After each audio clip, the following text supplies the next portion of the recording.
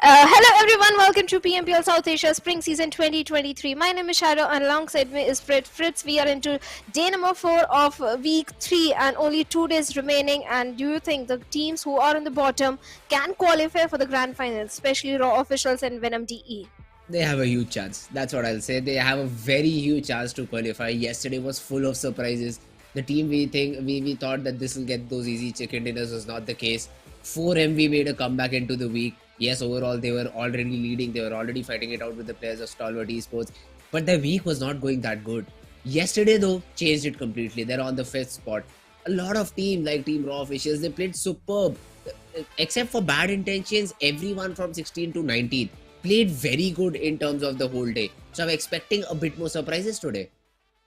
Definitely, the surprises are going to be there. But talking about the overall schedule, we are already done with week number 1 and week number 2, where 4MV they were on the top and Stalwart Esports on the 2nd spot. And we are into week number 3, day number 4, only 2 days remaining. That means only 8 games in the hands of all the teams to qualify for the grand finals, because in the grand finals, only top 16 teams are going to move forward. But talking about the bonus match, which is going to be played on 9th of April, that is Sunday, the 6th match, only top 12 teams will get the chance for the bonus match. This is how the points will be distributed. And this will be added to the total points as well. So for all these teams which are looking to qualify, let's play a good week here. Let's have good the remaining 8 games, remaining 10 games I'd say. And then try and play the bonus game so that you at least are able to qualify for the grand finals. And let's see if that's the case or not. A lot of teams have performed brilliantly yesterday. I do hope teams like Bad Intentions perform better than what they did today, so that they're able to keep things interesting at the very least. I think it's way too late for the players of Bad Intention to qualify for the grand finals. By some miracle, if it happens, I'll be so very happy to see the comeback, because it's going to be a historic comeback in the history of PUBG Mobile. But talking about overall ranking, Stalwart Esports this week, they are sitting at the top with 121 points. MABETEX Esports and second. MABETEX Esports, they have improved their gameplay by 10 folds. But talking about the teams who are still on the bottom, Bad Intention, Elementrix Esports, Elementrix, few games come in their favor, but still they have to be the consistent one if they want to be in the grand finals. Theo Esports yesterday was not their game at all. Seal Esports, they managed to get one chicken dinner yesterday in the map of Erangel, the very first Erangel, but still the consistency should be there if they want to play the bonus match, because only top 12 teams, Freds, are going to make it into the bonus match. That's correct. And some head-to-heads coming in. Kunyo TRZ, a great day yesterday for this team. They performed consistently. They were able to get one chicken. They were able to get 7-8 points almost every game. It was a good day for Team Kunyo TRZ, but Bad Intentions and X CMF Esports. This team, they're in dire situation. If you even look at the damage dealt, it's half of what Kunyo is able to achieve. Knocks it has to be more than 100 at this point in time. It hasn't been the case, and Team BIT, they're struggling a lot. Bad Intention, they have been struggling. The only day I think they performed really good was the first day of week number 2, where they picked fight with the plus of 4MV in the map of Erangel. Yes, they showcased some signs of resilience, some signs of comeback, but after that, Bad Intention, they are still not able to find their feet. So next time, I hope they come back much stronger, because in terms of the firepower, yes, they have showcased few individual gameplays which showcase they have the capability. But TRZ, this is the team that has impressed me the most. In week number 2, they started chiming in. It was Mamba and Degree, or Mamba and Madcat, the duo that used to survive till the very end stage of the game. And from that, they started picking up the aggression also, which was showcased yesterday in the last match of Miramar, where TRZ, having the numbers advantage, got the chicken dinner for themselves. Yep, Kunyo TRZ. The basics are clear, at least that is what I can say. All these fights that they took as a team, they were very clear on what to do.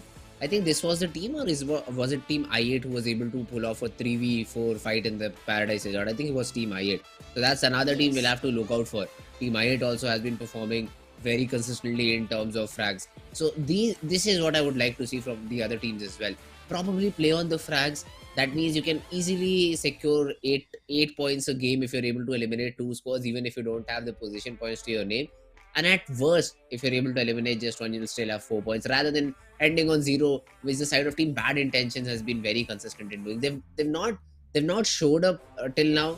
They have 95 knocks as we saw in the previous stats, and 95 knocks after 50 plus games. That means you're getting on an average 2 knocks a game, and that too you're not able to secure those frags for yourself. So this is something Team Bad Intentions need to work on. Kunio TRZ, they've done it yesterday. They knew how to play it out, and they have been performing pretty good. And let's see if they're able to continue their momentum forward from here on. I think they ought to continue the momentum. They ought to continue the consistency, because grand finals are where the prize money, the major prize money, is there. Raw officials, they are also one of the team that have showcased a tremendous improvement in their gameplay as compared to week number one. Week number one, Raw officials grabbed only 78 points for themselves. Week number two was the strongest week for them, where they grabbed 91 points. Every 4v4 fight, Raw officials were able to win. Yesterday also, it was Raw officials. They gave some trouble to the players of 4MV in the map of Miramar. So yes, Raw officials are looking very strong, especially in Miramar and Sanhok. Raw officials, they've been dishing out some heavy damage, and they've been very successful in finding these isolated duels where they don't get third party. So this is something I loved about Raw. Probably a little bit of luck involved in the situation where they were not third partied in fights like these. But man, it has been crazy to see the fights they choose, and they usually come out on top. So that's a great thing. That's a great thing for the side of Raw official. And let's see if they're able to perform brilliantly today or not. But here we have 3 games of Erangel Shadow, 1 Miramar, 3 Erangel, and a Sanhok for day number 4. That means the OG, the bread and butter of PUBG mobile map, is played 3 times. So there is no excuse for the teams to say, oh, it was not our strongest map. Oh, it was Sanhok. It was 3 Miramars. We were not able to perform. No excuse. Perfect schedule for the second last day, because all the teams, they need the points, especially the teams like Raw officials, Venom DE, because they have to make it inside top 16 to qualify for the grand finals. So I think the schedule is looking so very perfect. We are ending things on a very aggressive note of Sanhok, where Group A, that means 4MA, NBC, Esports, Bad Intention will be sitting out. But in the first Erangel, Group E, IHC, Stalwart Gaming, Venom DE, and High Voltage, they are sitting out. And with that comes the question, Fritz. Prediction time. Oh, alright. Prediction, I'll go with Team Bad Intentions. I have a gut feeling that this team can get that chicken in this game of Erangel. They really need to, because this is the only team that hasn't been able to get a single chicken in the entire tournament. So that's why I'll say Bad Intentions like CMF Esports. I 100% agree. There will be one game where Bad Intention, they are going to shine and they're going to get a chicken dinner. If not chicken dinner, a very high fragging game before the league ends, before the week number 3 ends. They are going to deliver it when the pressure is taken off from their shoulders. But for this game, I think Stalwart Esports might, okay, not Stalwart, Okay. T2K might be looking for a chicken dinner for them. Alright, interesting choice here. Overall, I've seen T2K pretty high on the leaderboard, but the 3 days I've casted, I haven't seen too much of an impact on the side of Team T2K. I think this was probably in week 1 or week 2 where they had good games for themselves. But I do hope we see T2K coming back into action in day number 4 of this week 3, because now this is high time. Although they've already qualified 350 plus points is what T2K has, so they've already qualified for the grand finals. But hey, all the points you get will give you a little bit more dollars. Certainly they can increase your bank balance, but at this point maybe the teams are not interested in experimenting or revealing all their strats for the grand finals. They are saving few things for the grand finals, X factor or something out of the blue which they are going to do, which can earn them a chicken dinner, at the same time more money in the grand finals. So yes, this time teams might stick to their basic gameplay, because hey, MABETEX Esports, T2K, they are qualifying anyhow for the grand finals. So it's better to save your strategies and go with the basic gameplay and see if it goes in your favor. But on the top spot, there is a different race going on between the players of 4MV and Stalwart Esports, where 4MV now they are leading, I believe, with 21 points. So Stalwart Esports might be looking for a chicken dinner so that they can come on the top. Let's see though. The game has already begun. Game number 1 of Erangel, and let's see where this plane path is. I see Novorepna as the very starting point, and the plane is going all the way down Severny. So it's a very east-oriented plane path. The teams have to drop somewhere around Georgopol Hospital, Gatka, Quarry. We find it a little bit difficult to go there.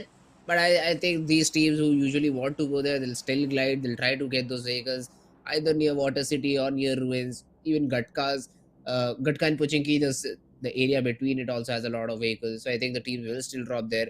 Let's see how the drops come in. 4MV already off the plane. They just want to go to military base, have the tier 1 loot, and then move forward from there. They are going to move forward, but talking about the teams in the drop location, everyone is going for the original drop spots, like you said.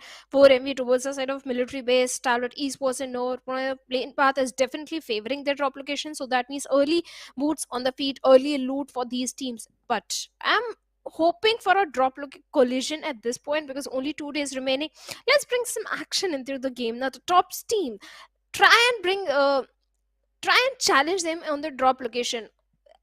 Imagine Stalwart Esports and 4MB, they're dropping at the same drop location, going against each other. That will be so interesting to see, because the only time I have seen these teams going against each other, it was in first day of week number 3, where the flight path was not favoring the drop location, and the fight happened on the bridge area where the players of Stalwart Esports and 4MB, they both suffered heavy casualties. So yeah, it would be something interesting to see.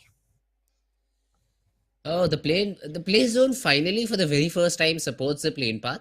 It has gone all the way east itself, and most of the teams, I'd say, what 10 more than 10 teams are already inside the zone. Although some of these teams are still trying to glide out, maybe go out of the zone a little bit and then try to loot. One of them is Cuneo TRZ, who I think earlier wanted to go towards Severny, but seeing T2K, they've already glided out, probably heading their way towards Zarki. Won't be a very difficult rotation for them to make because they have a fair idea that there are not many teams around that area. So they'll go in, they'll loot it out, and then they'll try to quickly rotate. Even the players of Leo Esports probably thinking to go towards the Gutkar hospital region, but as soon as they see the zone, they're like, yeah, we just might loot the area of ruins and then try to make our way inside the play zone. They can try so, but right now, Sitim Esports, they are going to be so very comfortable because it can be a Yasna circle, it can be an open field circle, so the vehicles are going to come so very handy. That also means early rotation should be coming in for the plus of Elementrix and 4MV, but my eyes are going to be on the bridge because 4MV and Elementrix, they always go against each other, where Elementrix try and go for the bridge camp. So let's find out if that's going to happen again or not. On the other side, we have 2 players in the city of Siverny, where TRZ, they're also in the close proximity. So during the rotation, maybe there is a possibility that some collision can happen between these two teams. Let's see Stalwart though. I don't think so.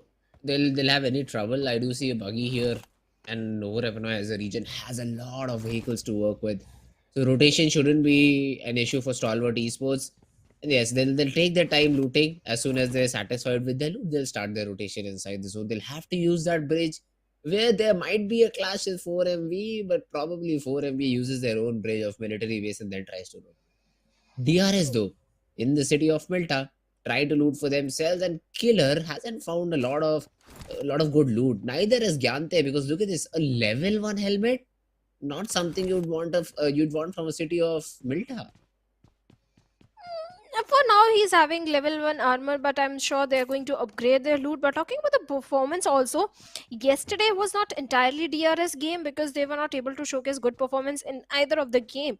As far as I remember, yes, especially in Miramar, they tried to do something, but it didn't work in their favor, and they were taken out pretty early in the game. Talking about their entire performance in the 3 weeks of DRS, week number 1, week 1, entirely in their favor, 158 points. Week 3 is somewhere they're lacking because week 2 also went decent with 139 points, but in that entire 3 days of week 3 they have got only 60 points in their favor. And this is something very shocking because DRS, they were sitting on the 3rd spot by the start of week number 3, and now they are sitting on the 5th spot. So for the grand finals, they have to bring in something new out of the box if they want to see themselves in top 5. ASL though, they find themselves alone this time. Previously, we saw Team Bad Intentions competing this city of Pochinki, but ASL, they find themselves the city completely empty and are trying to loot it out, although still loot could be a little bit better. Sleepy, just ready for any sort of action here. 45 meters is what he needs to get inside the zone too. Gangster also started to maybe think about those rotations. But again, I don't know why hasn't the loot spawned? Because I see a lot of level 1 vests and helmet all around the board. And cities like Pochinki, Milta, these usually offer you level 3 helmets. And I've seen it in the previous games, the game of Erangels. We've seen decent loot for teams coming out of this city, but this time around, a lot of players just rocking those level 1. They'll find those level 2 and level 3s. I can already see the players of Esports, one of the player having a level 3 Uh-huh. armor. On the other side, one of the player is having a level 1. So they'll find, but again, 4MB going up against the players of Elementrix. And this time, Elementrix, they are coming down as one of the player has been taken down. And right now, Pirate is the one in the crosshairs of Refuse with Apex moving forward under the supervision of Refuse. But the smokes are down. Can those smokes save Pirate? Elementrix, now they have to taste their own medicine. Every single time this team was going for the bridge camp to target the players of 4MV. But now 4MV, they are doing the same thing. And Elementrix, now they are not looking good. Lost a player early on, and that is the first blood of the whole game. So it took almost 3 to 4 minutes for a team to find a frag, but it's team 4MV who came out on top. Great job done by them, but now they're still focusing on their rotation. I'd like to see where do they enter the zone from, because for now they can be seen somewhere around that Primos, on the western side of Primos Ferry Pier area, and if they just continue to go straight, they might face the players of Team ASL who were previously looting in Pochinki. Some more teams are around the area which they're trying to enter from. Team Raw Official, Team I8. All these teams could be a threat to Team 4MV while they're trying to rotate. On the other hand, the side of Team T2K, they're inside the zone. Although the choice of their position is a bit questionable, I'd say, completely out in the open. They're opting out for a 2-2 split. It's better to go for a compound split here rather than trying to stay out in the open in the very first zone. Actually, T2K Esports, they were coming from the side of Severny, having a complete northern rotation. They are thinking their backs are clear. They are not entirely committing to the city of Yasnaya because, hey, it's true, very rarely we see a final circle in the city of Yasnaya. But they have to realize that MABETEX Esports from the side of Lubovka, they are also coming in. So they have to be cautious, like you pointed out there in the open, not the best position. They have to watch their back. So this is something T2K has to worry about. But talking about the players of NB Esports, NB Esports yesterday, well, they had a very good run. They got chicken in one of the Miramars, where 4MV they came on the second. NB Esports are looking very strong in terms of the firepower they are bringing in, but Elementrix and Leo Esports, they might cross paths with each other in bad intention. They are placed perfectly to gatekeep the teams migrating from the western side. There's another knock on the board. I8 Woofus can be seen on the ground, and that knock has come from maybe DRS or Team Raw Official. The revival is there, but look at the zone, goes all the way east once again.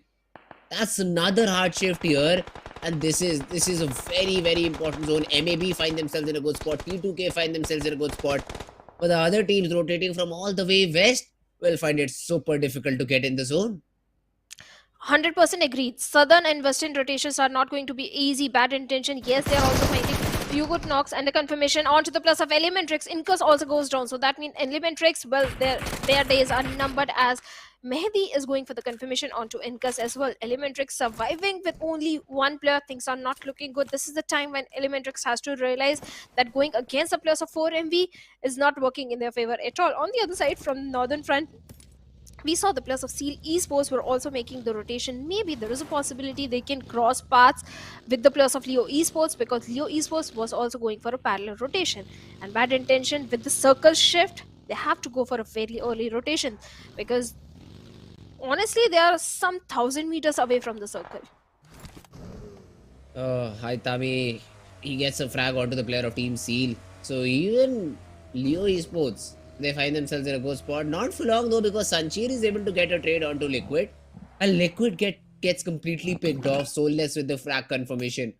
So Leo, once again they find themselves in a good spot. The other they lose Liquid. That's how quickly it happens, and that is why you should try and stick together. Maybe Liquid was the person who was responsible for scouting out areas for his team, but once you have information, it's better to fall back rather than taking an individual duel. Yeta Uta though, from Team Raw, has been taken down, and fights are happening all around the map.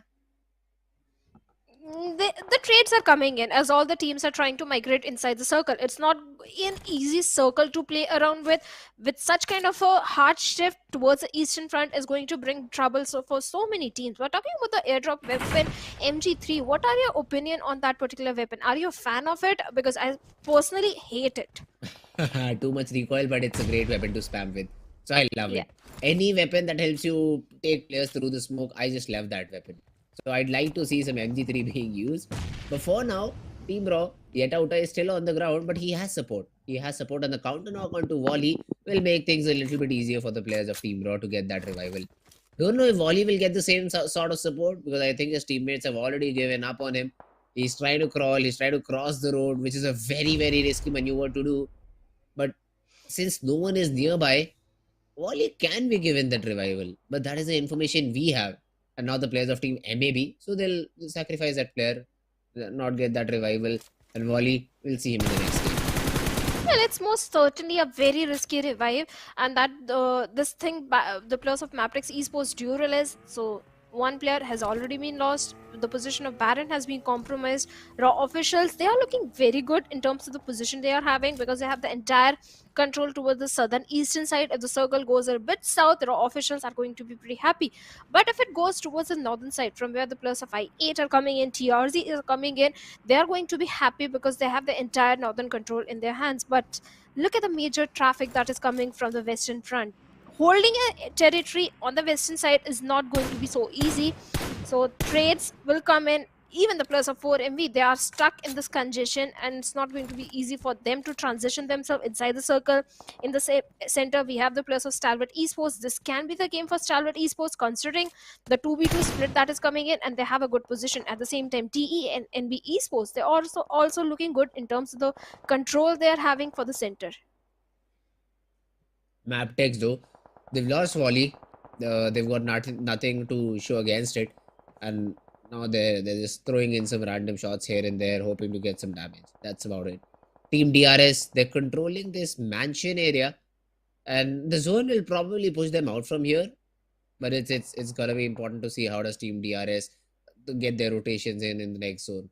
For now, it's a very big split though. DRS, I'm a little bit concerned for them, because even if a single compound gets pushed on, the support will take time, and the player in has to do a lot of work to hold their opponents off. Although for now that's not going to be the case. No, none of the teams are near to them, so DRS, they can be chilling in this compound for the next 1 minute 20 seconds and wait for the zone to close in. Yeah, certainly. They are looking cool as Cucumber, having the good compound for their name. They're just waiting for the next circle and see where the next circle falls in. Talking about the players of Abrupt Slayers, they are also committing to the periphery of the circles towards the southern western side. Good position for now to hold on to. Even the players of 4MV, they have made it inside the circle. On the other side, we have Sleepy down to a very slow HP. So Abrupt Slayers, they need to be a bit cautious. But TRZ, their numbers are dwindling down as one player has been knocked down. Let's see if a confirmation can come in. 4MV out there in the open. Yes, they are inside the circle, but not in the best of the position right now. Completely out in the open, and the zone has formed in such a way that most of these teams have already taken the remaining compounds. So you'll have to respect your opponents. You'll have to make sure that you try to take advantage of the terrain that there is, and then have the position that you are in. Yasnaya completely out of the picture. Situm still holding on the complete western part of the zone. The best position here, I'd say, is with Team Stalwart Esports, NB Esports, and T2K. These are the three teams you'll have to watch out for, because they're around the center. They are around the center. They have a lot of natural cover as well as some compounds. So these teams find themselves in comfortable spots. Kunyo TRZ, another team which is just still holding, making sure that they have the better position. But very first team to be eliminated, Elementrix, out of the game. They lost two players through the hands of 4MV. Then the players of Bad Intention took down one more player, and they were left with only Frag, who was at the mercy of the blue. And now he has also been eliminated. But talking about T2K, they're also locking horn with the players of Leo Esports, where Haidami has been eliminated with those mini shots coming from the side of Rig. So Leo Esports, even they're surviving with only a single player. But MABETEX Esports, they're eyeing the compound of T2K. Maybe they can try and challenge their position, because hey, it's a good compound to hold on to in this particular circle. But talking about good position also, Situm Esports, Seal Esports, they are also looking fantastic in terms of the placement. They are having Seal Esports having complete northern control. Yesterday, also in the very first game, Seal Esports they managed to get a chicken dinner for themselves. So maybe they're trying to replicate the same performance. But Raw officials needs to be a bit careful because MABETEX Esports knows exactly where the players are. ASL though, Abrupt Slayers, they've lost Joker and there's there's no chance of revival, and now they have to move inside the play zone too. So it'll be difficult for ASL to play with 3 players, but that's what they have to go with. 4MV, they're taking the players of team DRS down one by one. Stalwart Esports also lost a player in the action. But MABETEX on the other hand, they are keeping an eye on the players of team Raw's rotation. Oh, they certainly are. Yet Uta is also not looking good as he's down to a very sliver of HP. Zori is trying to make an escape and scuttle back to the safety, but the question is, will he be allowed? On the other side, Kesef comes in and takes refuse down from the side of 4MV. Even the players of 4MV are not looking so very good. MABETEX Esports, they are also not inside the circle. Yes, they are trying to punish the players of Raw officials and dwindling down their numbers. Zori has been taken down. Claw is down on his knees. Raw officials not looking good. This game, these 2 days are so very crucial for the players of Raw officials, and now they have been eliminated at 13th spot with only a single point to their name. 4MV, even they are suffering because of the circle.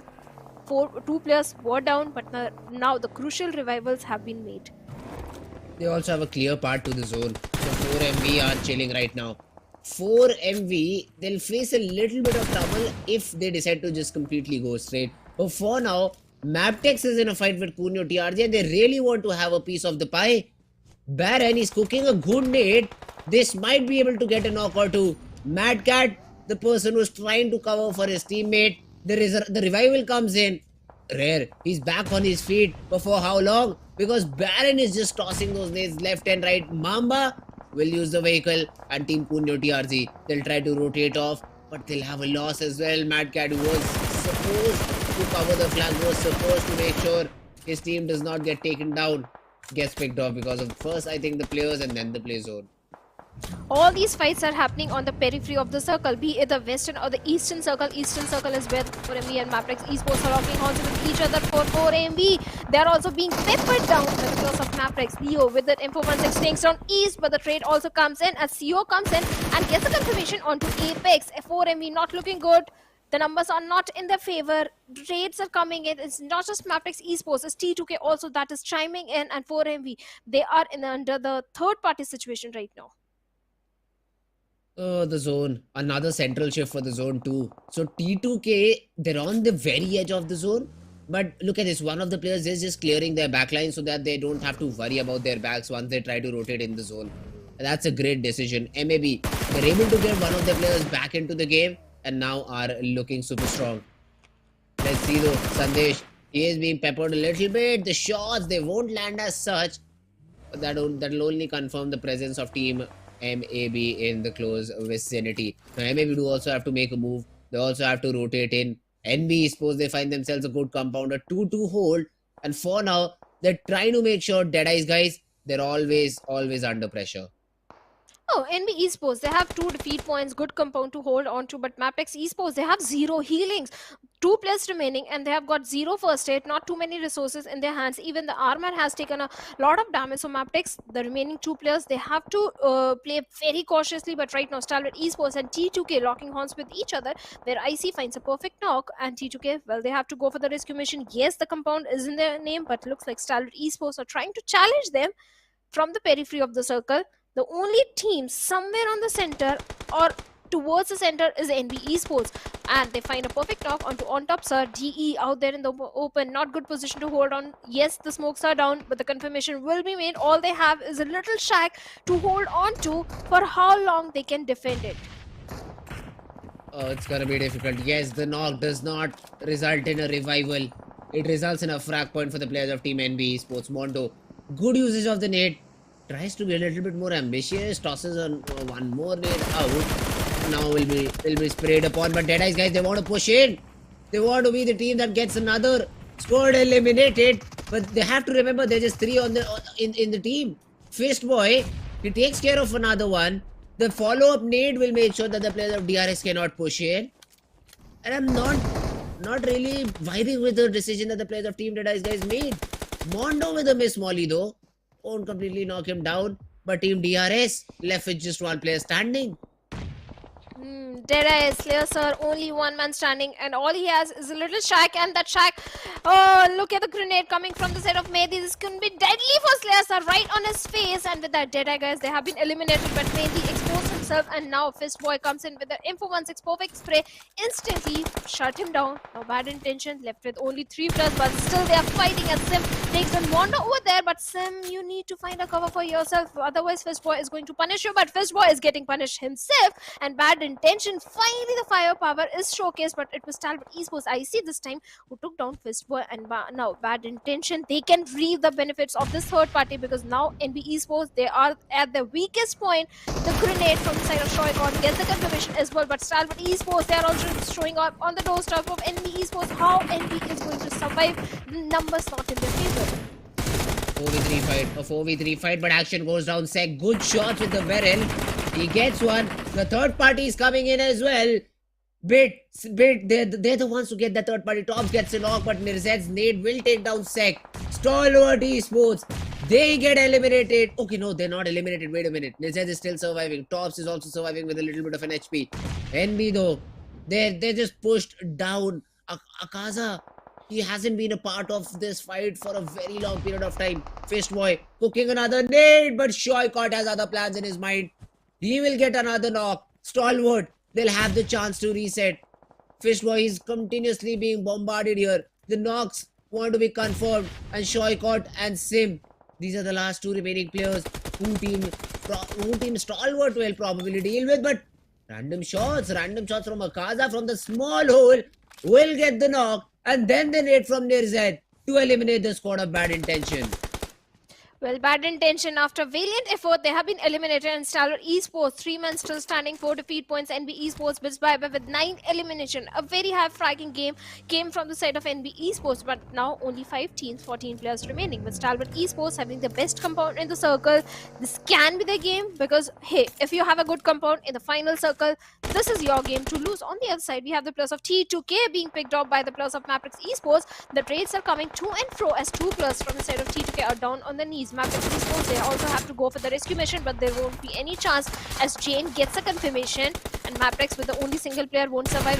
They have been eliminated before elimination, but look at the position of Sanchir, perfectly placed to annihilate the entirety of T2K Esports, and T2K after 8 elimination bits by at 4th spot, but I8, they are not stopping until now. Oh, that's a good nade. That's the perfect nade. Becca and Sanchir are the last 2 players standing in Stalwart. They find themselves in a very good situation here. The players of Team Seal, they're fighting it out, and they get another knock. Seal, who are looking strong, now are eliminated to the hands of Team STE. It's a 3v2. I8, one of the players is not inside the zone, and as soon as he tries to get in, he will be shot upon by the players of Team Stalwart. It looks like a Stalwart dinner here. And I8, there's really very little what you can do to stop this team here. 100%, no doubt. This is the game for the players of Stalwart Esports to lose, but I8, they are still in the picture, and the way Nirzad with the buggy is looking for the players. Nova X has been spotted on, and Nirzad with that Info 16 is already looking for a knock, but a vehicle explosion comes in, and Viper has been eliminated, so that means Nova X all by himself. This is a grenade. Nirzad, he can take Nova X down and get a chicken dinner for himself, but this time the perfect projectile won't be there with the Molotov, still looking for Nova X. But look at the cover he has made out of this broken vehicles, but finally he comes out in the open, and Nirzad strikes in, and Stalwart Esports, they get the chicken dinner for themselves in the very first game of day number 4. The perfect molly. He knew that the nade would be a little difficult to land. The molly wouldn't, because the molly spreads after burning, and that is exactly what helped the players of Team Stalwart Esports get that chicken. Not a lot of eliminations, but considering 4MB did not have the best possible game and Stalwart were trailing a little bit behind, this chicken will definitely help the players of Team Stalwart Esports. definitely is going to help them in the overall ranking, because yes, they were 21 points deficit from the first spot, and with 4 MV taken down pretty early in the game, this is going to bring an opening for the players of Stalwart Esports to climb over the ladder, because only, like I said, 8 games remaining, 2 days for the players, and now for MV the pressure is on to them. But talking about NB Esports, the minute Stalwart Esports were able to take the control from the hands of NB Esports of that very compound, it was kind of clear that this is going to be the game for the Stalwart Esports, because that was the only compound in the circle. That's correct. That's correct. Stalwart Esports, that fight that got converted into a third party from BIT against NB Esports was a very important one to survive. Just to survive. Their objective there was to survive, because Stalwart were getting third party and BIT coming in from behind first targeted the players of team NB Esports. That's where they were able to get that reset, get the revivals, get all their 3 players back up standing. A lucky nade that eliminated the players of team BIT, and then one by one, all the players around them fell. They just had to go and convert the frag. Even the last fight, it was a very easy fight. Most of the players were not in a fight, in a good situation, and that is where they get themselves the chicken. Although the MVP comes from NB Esports, and why not? 7 elimination, 7 knocks. A great game from this player. 100%. A great gameplay coming from the side of NB Esports, especially Fistboy, the way he was able to provide the perfect backline support for the players. 1047 damage, only 65 healings done, 7 knocks. Perfect stats coming in from this particular lad. At the same time, Bad Intention also, Fritz, they did put up a very good fight. It was just a third party that came from the side of Stalwart Esports that kind of became an ugly thorn for the players. Otherwise, Bad Intention kind of brought a lot of trouble for the players of NB Esports.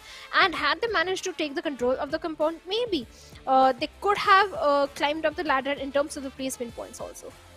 Oh, they could. They could have. But that's a great game. I mean, Shadow, you're almost predicted correct, but then you change your prediction at the very last second, and it's the other one. It's the other one who came out on top. Had you been with Stalwart Esports, you could have gotten the 8th correct prediction. But hey, it is all good talking about the top players as well. NB Esports, Fastboy on top, followed by IC from Stalwart Esports, Tops from Stalwart Esports, Nirzit from Stalwart Esports. So even though they were able to just get 8 frags, all these players did make an impact in the game. Oh, they certainly did. Zed also with that rotation that he went in Nova X on the low ground. Perfect placement of Nized in that situation. The grenades, the molotovs placed to the perfection, and he got the chicken dinner so easily in the very last stage. But in the match summary, the highest elimination and damage is coming from the side of Fistboy, FNB Esports, T2K Rig having the highest assist. Even the plus of T2K, they were also putting up a very good fight. They were trying to have the control from the eastern front. First, they were challenged by the plus of MABETEX Esports. Initially, later on, also MABETEX Esports trying to bring down their numbers, but they didn't have the perfect position. So T2K were taken out, but still a very aggressive high fragging game from their side. 12 points, T2K on the second spot, but Stalwart Esports on the top with 18 points. A lot of teams went for elimination points this game. The lowest on this chart is from I8, but they came in second overall. That's why they have the 10 points. Otherwise, they would have been eliminated early on. Look at that. 4 MV, 7 frag points, and those are the only points they get. They don't get anything except for the elimination points that they were able to achieve. ASL, Situm, Kunyo, TRZ, Raw officials. Not the best possible game, but I'd say it's even worse for DEADEYES guys and Elementary Esports. These two teams did not even play the game.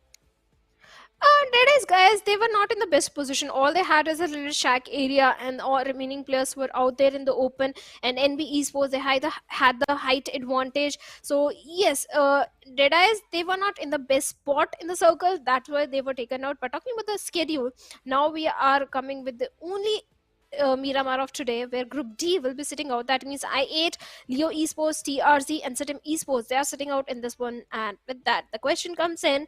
Prediction time, Fritz. Let's make a safer prediction so that at least I'll be able to come with one correct prediction is what I'll say. I'll say 4 MV.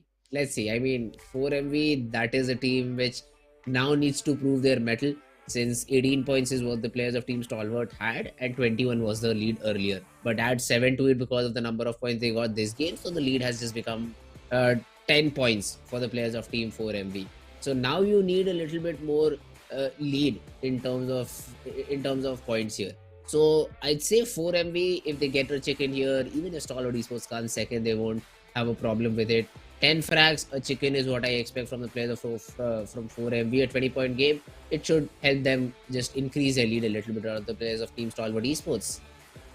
A very, I'll say, interesting pick in terms of the prediction, because 4 MV, or Okay. any time they have a bad game, they try to showcase a very good performance, Mhm. at least a very high fragging game. 10 elimination points, I can 100% guarantee that 4 MV will be aiming for that. But Chicken Dinner, do they even need one?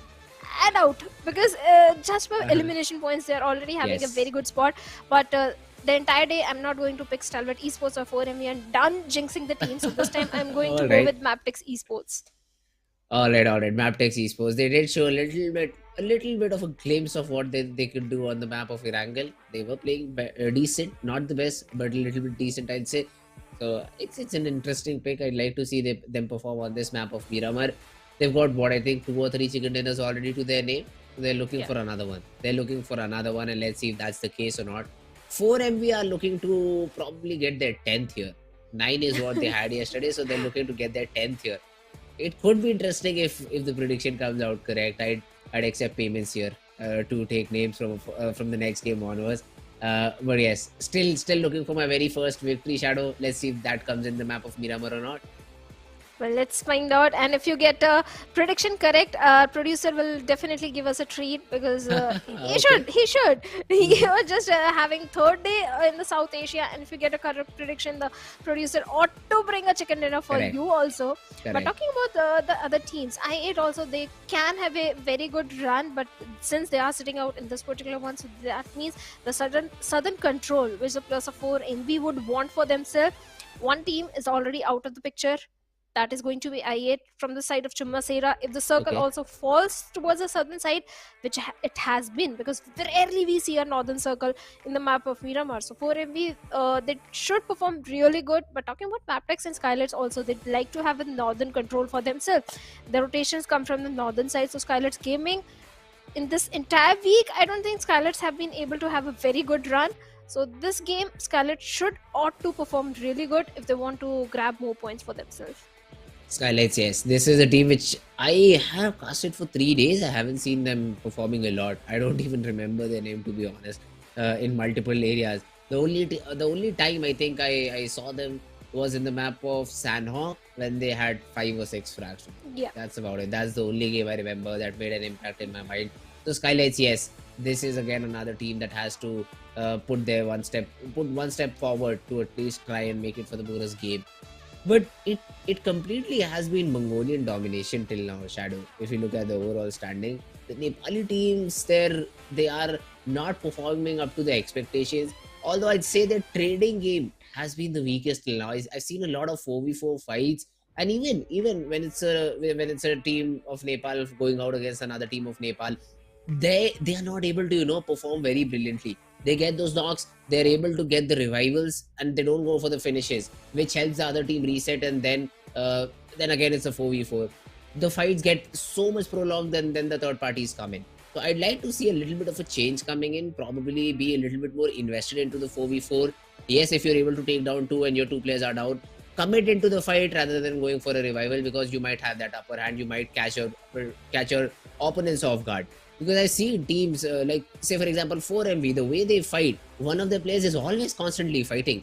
Even if two of their players are down and both of them can go for the revival, they don't. They have one player who's continuously firing shots randomly, even though sometimes randomly just throwing shots, just making the opponents paranoid that the revival is not coming, and you'll still have to be very careful while you're trying to push. So that is something I've observed from team 4 MV and the other Nepali teams, and now I'd like to see team Nepal improve from here on. Oh, T2K is one of the team from the Nepal region. I expect big things, because they came so very close to the top spot in week number 2. And like you said, the plus of 4 MV, they always try to keep the enemy at the bay. Even if their own players are down, one of the player goes for the rescue mission, the other player try and keep the enemy at certain distance, so that the easy revivals can come in. So yes, perfect synergy is there between the plus of 4 MV. That is why they are on the top. Even the players of Stalwart Esports, T2K, and other Nepal region teams like DRS, they have to step up the gameplay. I hope in the grand final someone come and challenge 4ME and Stalwart Esports, because that would be something worth witnessing. It's going to be an interesting fight. At the same time, one of our fellow caster Panda used to say, even gods can fall sometimes. Even the plus of 4ME Stalwart Esports can deliver bad performance. They can also lose fights, lose in certain fights, like the plus of 4ME lost yesterday with Elementrix. So anything can happen. So many variables come into the battle royal, but this time the flight path, it is not favoring the drop location of 4ME, that is Chumas area. They have to go for a very long journey. Even Vale Jilmar is not going to be so easily glidable. But other than that, I think all the major cities are easily accessible. It's again a very north-oriented play zone. Your wishes are coming true here, Shadow. Look at this. You did not want the southern play zone, and the PUBG gods have listened. It's a complete north-oriented zone. We do also have the new region Oasis in the picture. I'd like to see if someone goes to that area and tries to loot for themselves, because it has good loot. It has very small little compounds, so even a single player can loot it within 1 minute 30 seconds. MAB could be the team eyeing out for the spot. Torre Hamada is where they are going for now.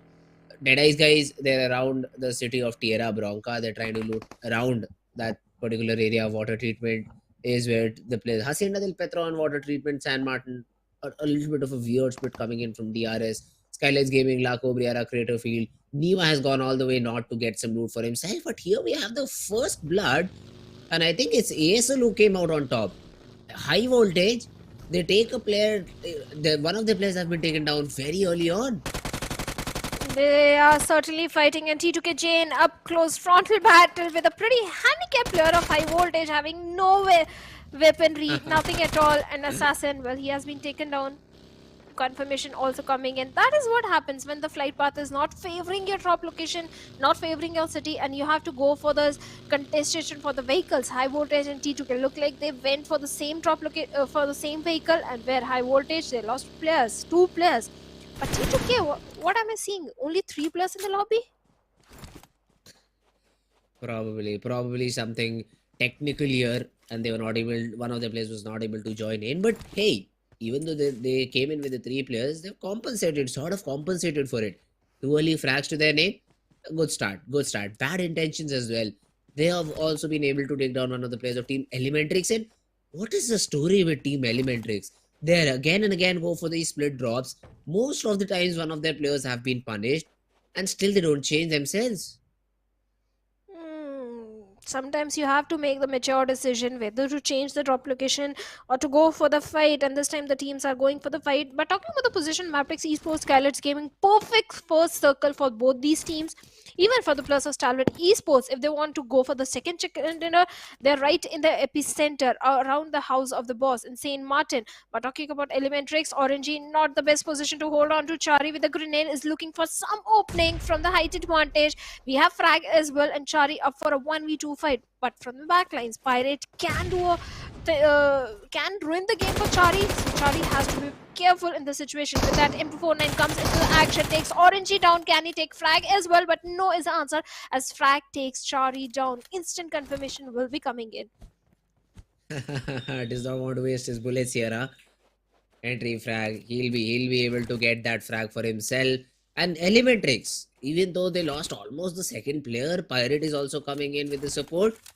And this time around, they find one for themselves. Yes, they lost Incus early on, but the other players are surviving and they've been able to get a frag to their name. On the other hand, D Venom, Farhad, Domi, Riley, all of these players are still surviving. Puerto Pariso, the port city, is where they are trying to loot for themselves. And I still see a UMP for Farhad. Probably his choice of weapon. But hey, it is better to have either an assault rifle or a DMR as a secondary weapon. He has a SCAR and a UMP. He could be the entry fragger for his team. But wait a minute. Team BTEX CMF are not done yet. They get another knock for themselves. Although Alpha, tagged up heavily, decides to fall back and make sure he's able to get the healing back in and then fight it out with his teammates. Some shots still being exchanged. Shoycott with the M16. He is trying to get any information that he cannot to his opponent players, but till now, he gets nothing. He gets nothing. 3 teams fighting against each other with Abrupt Slayers right in the center. M16 tap shot, trying HP of Sleepy, but can he get the knock? I doubt, because little bit of the ridges are helping the case of Abrupt Slayers. And look at the flank angle that is being created from one of the players of Abrupt Slayers, which Bad Intention has no idea at all. Shoykot, the shots, they did land, but not enough to get that knock, and he instantly goes back. He just wants to hold this area and make sure he's able to just care of the players of Team ASL. And that is what happens. ASL, they just get away from this position. Took a little bit of damage, will need some medicines to reset in. But now they have a new target. Now they have to focus on to the players of Team Elementrix, which again is a 3-man squad. You cannot take them lightly. You cannot take them lightly at all. Their position is known, and let's see Bad Intentions. How do they want to play against the players of Elementrix? Some shots being thrown in. Frag, Orangey, both of these players. Orangey out in the open. The spray was there from Alpha, brought him down to 50 HP. Was not enough to get the knock. Was not enough to get the knock, but Bad Intention this time they're looking for high fragging game. They've got one defeat point and they're not lost any of their own players. This is a good thing that is coming from their side. At least now they are trying to step up their gameplay. Elementrix on the other side, they have a lot of things to lose because they might qualify for the grand finals if they keep up the consistency. But right now Bad Intention are trying to show on the doorstep of Elementrix, and with the UMP 45 perfect armor, smokes are being down to close in the distance, but look at the position of Pirate. Pirate can be the cheeky player with an off angle, which Bad Intention has no idea. And look at him with the UMP-45 droning out there, dishes out a hefty damage onto the players. But now Alpha is going to retaliate and take down Pirate. So the X factor, the surprise factor from the side of Elementrix has been taken out. He had to wait. He had to wait for his team to take contact first, and then he should have come. Then he should have come out. But I like this. I like this play from Bad Intention. Although it has been brought down to a 2v2, the revival has been facilitated, but the barrage of utility is hurting the players of Team Bit a lot. Mehendi just still surviving. CMF also has been safe. SI4 has also been tagged a little bit, but all of these players brought back on their feet. Elementrix down to just 2, and Frag has been spotted trying to rotate from the right hand side. Alpha, no medicines, no healings, and the same can be said for Mehdi. Okay, no, Mehdi had a first hit from just right as I said that, and now Orangey still left with very little HP and BIT. Let's see how do they close this fight. Let's see what's going to happen as Elementrix. Orangey has to heal himself as soon as possible. Frag is also there at the from the backlines 4, and we can also chime in, but that is not required as oh, great shots from Team BIT. Now the last man standing, Elementrix entry Frag. And let's see, entry Frag. I don't think so he'll be surviving for a very long period of time. He is being hunted down, and that too not just by one, but by all the players of Team BIT. So the players are super low, so if entry Frag is able to even get one, it could be more. He gets one, but that's a low player taken down. The second one goes down too. Now SI4 pushes in with Shoykot, gets the frag, gets the job done, and Team Bad Intentions is able to close that fight, is able to get the 4 frags, and will move on forward. This time they do show great intent, they get all their players back into action, and BIT, they find themselves at a comfortable spot. On the other hand, we have Team Seal trying to face out against the players of Team DRS. Seal looks like that they're happy with this compound. Although it's a super bad, let me tell you, it's a super bad compound in terms of the position. You have a ridge higher to you, which is not being covered. A lot of nades could be thrown in if a team comes on that ridge. And to top it off, your backlines are also not clear. This compound is completely open from top and both the sides. It's a very bad compound to hold in. But let's see Team Seal if they're able to hold off for now, because I do see another team, 2 different teams nearby. One is DRS, other one in the small grey dots. This could be difficult. It's Team T2K. So this could be difficult for the players of Team Seal to deal with. Let's see if Seal, if they're up for the job or not.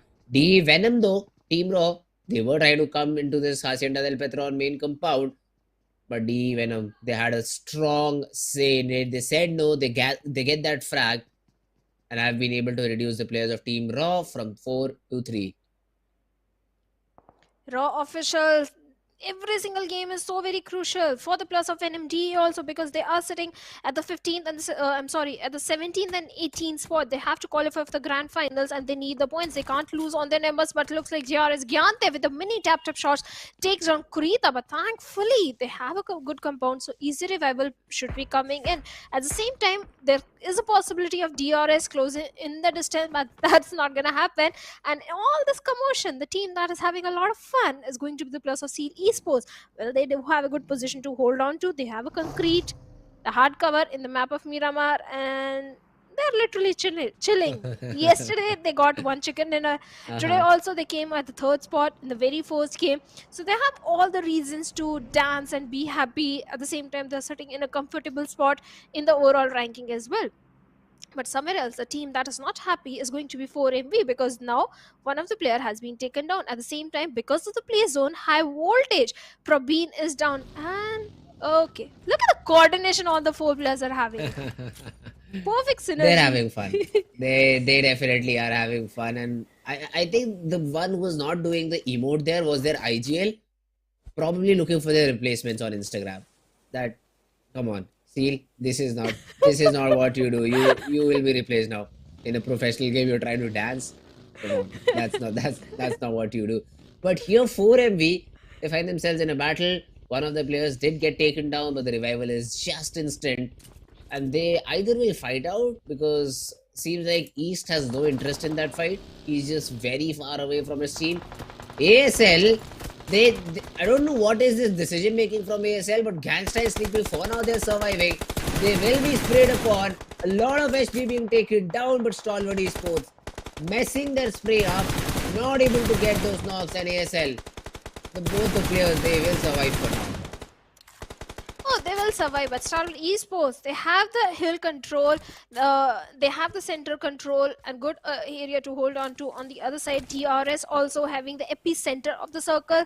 So both these teams are looking so very good on the other side. Having a look at the northern front, we have the plus of MABETEX Esport and IHC going for the rotation. They can lock arms with each other, but Tops comes in with the mini, takes down one player from the side of Abrupt Slayers. The question is, can he get the confirmation as well? But Stalwarts also need to be very careful of the position of 4MV, but looks like 4MV right now, they are under the heavy fire coming from the side of Tops. This guy is having his own race in the MVP, in the elimination leaders, and along with his teammate Action, he is the main assaulter of the team, and the way he's running so much mayhem onto the plus of Abrupt Slayers and 4MV, he ought to find good confirmation points this time again.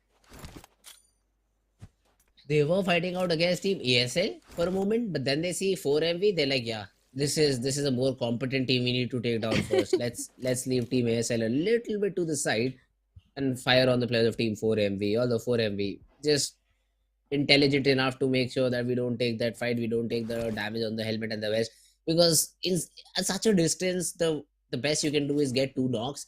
And still, by the time you're trying to push in, by the time you're trying to rush in, all the players are back on their feet and it's a 4v4 closer in battle. That's not what you want, and 4MV realizing it is falling back. IHC on the other hand, a good start. MABETEX, they lose a player early on. I think not just one, 2 players, because I can see one player already knocked down from the side of MABETEX Esports. The confirmation is coming in. IHC, well, they are trying to dominate or have a potential dominant control from northern side, and MABETEX Esports not in the best position as Leo on the lower ground, susceptible to the flank angles that are being created from Demo, and Demo takes hefty HP out of Leo. The smokes can help Leo, but for how long, as he's all by himself. The throwables are also coming in from the side of IHC. At the same time, Skylights, they are also in the close proximity. So there is a chance of a third party happening. Skylights, they have not been able to spread their wings in entire week number 3. But this can be the game, because every single time we have a northern circle, Skylights definitely perform really good. So I'm hoping they will do something like this, but right now Demo with that vehicle was trying to close in the distance, and Leo is going to retaliate and takes almost 60 HP out of Demo over there. This grenade can be deadly for Demo if lobbed to the perfection, but I think the perfect projectile is not there, and Demo is surviving, but he comes out in the open, makes a mistake of his life, and Leo is going to capitalize, and with a Scar L gets an instant confirmation onto Demo. There was no need for him to get out of that position. Yes, even if he's naded, he just gets knocked down. And he knows his teammate is coming in with the support from behind.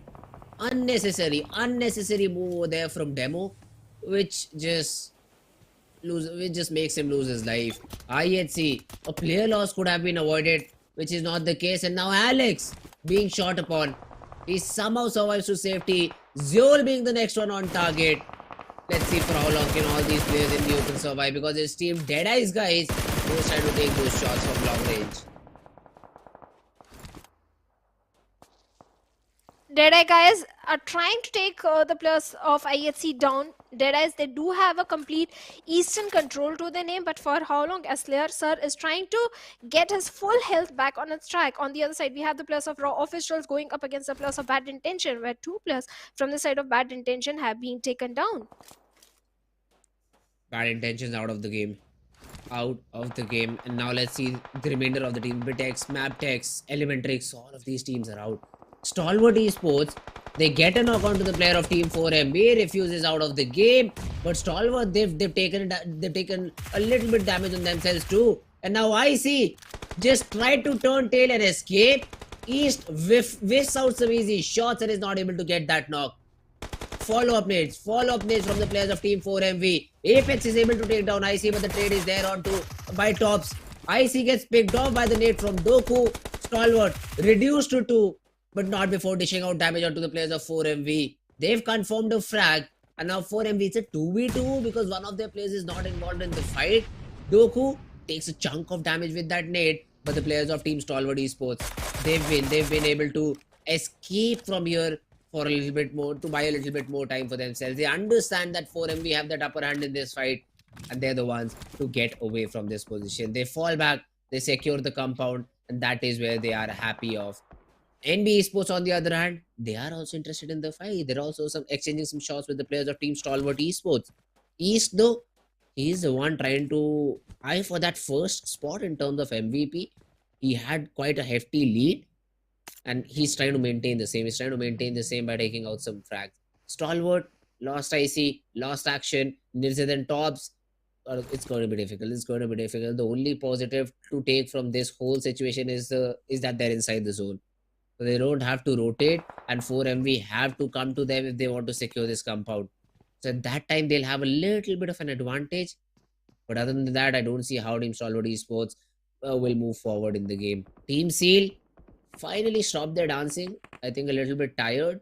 And now they finally decided to rotate from this position. Sanchir, Becca, Rogue already moving towards the players of Team DEADEYES guys, while one of their players provides some cover fire. DRS, on the other hand, Rules throwing in some mini shots, trying to scare off their opponents. But they were not able to do much about it. They were not able to dish out a lot of damage. But yes, the position that they have is a little bit better. Rogue gets taken down.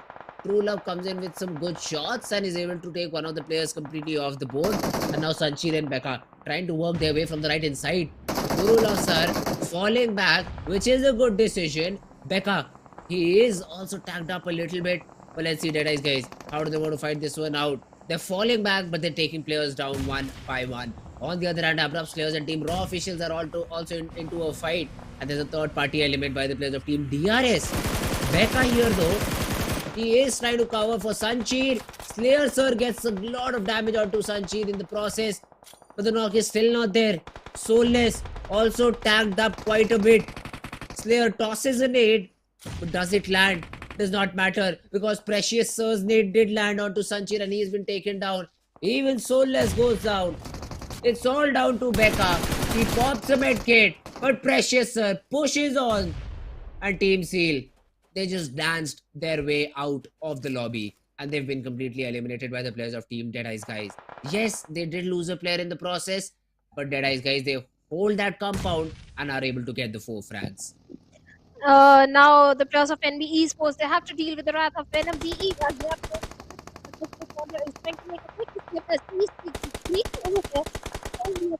What can he do? And with that, eliminated. NB Esports, Fizzboy, he is still trying to hold on to this position. Mondo though, he has 400 plus bullets in that M4. He could literally spam every angle necessary. And let's see, Mondo tosses a molly, throws a nade too, and this nade could be difficult for Team DE Venom to dodge, but they somehow do a follow-up molly onto one of the players of DE Venom. The utility is not landing.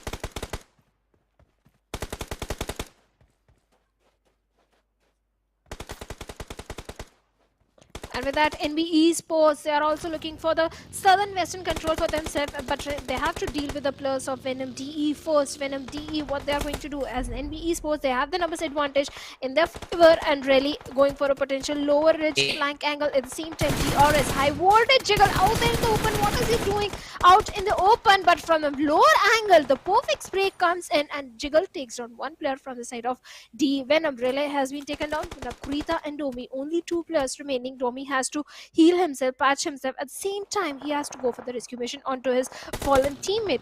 NB Esports looking so very confident. All the four players are alive. They have the numbers advantage, but the circle goes away from the players of NB Esports, and now Stalwart Esports, they are placed perfectly to gatekeep all these teams coming from the southern western side. Krita being shot on, and NB Esports' Akaza gets that knock. The nades are being thrown in. They're not harming the players of Team NB. Domi goes down to DE Venom. They find themselves in a lot of trouble now. Krita was trying to crawl back, try to get to safety. Is not able to find anything because Gyante from behind will take down really. And all of the players of DE Venom are eliminated out of the game. DRS, 4 players standing. NBS, 4 players standing. T2K started with just 3, and all 3 players still stand in the game. Well, they certainly started with 3-man army and they got 2 defeat points at the very start of the game, and they're still not stopping. Sandesh with that M416 is going to take down Precious Sir. At the same time, IHC Alex also takes 1 player down from DE. So DE, they are in a situation of third party as T2K and IHC both are firing shots in their direction, but Akaze has a vague idea about the position of Zane. But DE, look at the position, 1 grenade and the entire team can be eliminated. All the 3 players are on very low HP, and the perfect grenade finally comes in from the side of Sandesh, and in the entirety of DEADEYES, they have been eliminated with 4 eliminations. Now Sandesh, he has to be very careful because all he has is a little dip for the cover. IHC trying to make those rotations, trying to transition themselves inside the circle. Sandesh has a vehicle, but 2 players of IHC right in front of him, and DRS, they can come from the uphill advantage. So Sandesh, not the best position, not the best resources, just a single grenade, a molotov, and a single first aid. IHC's Joel in the crosshairs. IHC has 3 players standing, so T2K, they'll have to be careful. They've got 7 frags to their name. Gyante with a good nade is able to get one of the players of Team IHC down on the ground. And now the push comes in. DRS, they want to fight. They want to fight this one out. Sandesh also spotted down, tagged up heavily, but he prones down and survives for now.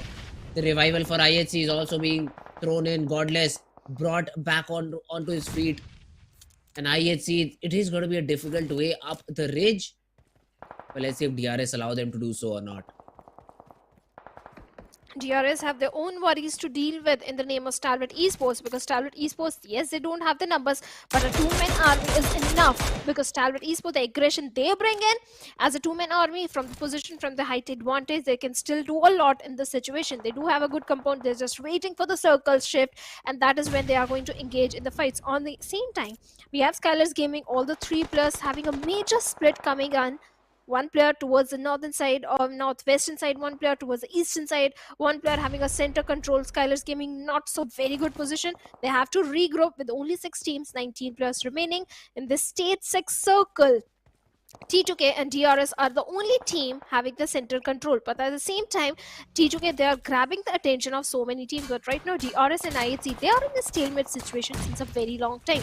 Yes, the smokes are down, the grenades are being deployed, but no connection whatsoever for now. But IHC's oil finally finds a perfect angle and takes out Delta over there, and AJ chimes and takes Alex over there, doing a perfect third party. Now Gyante on a 10 HP, he has to go for the rescue mission. At the same time, he has to patch himself up, but Godless is not going to give any chance as multiple barrage of grenades coming in takes Gyante down from the side of DRS. Now there is no hope for Gyante because the remaining 2 players are a bit far away to come for the rescue. Follows up. He's just following up with those nades. No fear gets a knock out to Zeol. And now another knock from Godless. He somehow gets a knock and survives as well. Zeol on the other hand goes down to the players of Team Skylights. We said Skylights was not performing. They said, why not? Let's perform from now on, and that's what they do. They find themselves with 3 players surviving. Only one frag to their name, but still 6 teams survive. They have a lot of work to do. DRS, they are being pinched upon by the players of Team NB Esports. Sec, tagged up a little bit, but the knock is not there. Stalwart Esports though, Tobbs comes in with a knock. That's a good knock to find. Mondo goes down to the nade of Nirzed. Stalwart with just 2 players are putting in the work here, Shadow. Oh yes, Stalwart Esports, even the 2 players having tops alive is a big advantage for the players of Stalwart Esports. Even as a 2-man army, they can rain death and destruction. But right now, all the teams who are sticking on the periphery of the circle, they're doing much better than teams who are having the center control. And one of them is IHC. Then we have NB Esports. NB Esports 3 elimination to their name. But T2K, 7 defeat points. Only 2 players remaining, and look at the position. Jane is so far away from Suyok. If a knock comes in, there is no chance of a help coming in. Now rolls with a grenade, knows where the players could be, lobs it to the perfection or not, takes hefty HP out of Tops over there. Now Tops has to come out in the open, but no, he's not coming out in the open this time. Again, one more grenade from the side of rolls. But can he take Tops down? And yes, he does. Finally. The nade finally lands perfectly, and he could have done it with the weapon, but he was a little bit paranoid, and he's letting the players of Team NB Esports just let the players of Team Stalwart Esports get eliminated. Now let's see, Nirzed, he is fighting it out, he is dishing out some damage.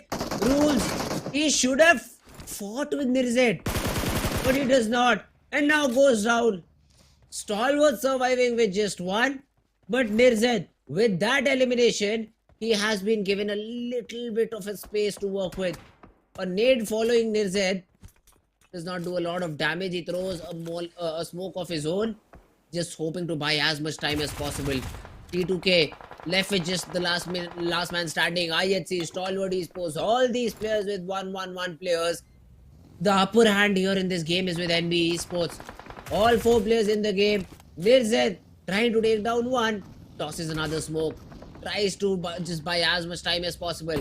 Finally, Mondo, he stops in his tracks. He wants to take that fight. Nirzed still being peppered upon, but Skylights, the third party comes in, takes Mondo down, and let's see if Nirzed is able to make the most out of the situation or not.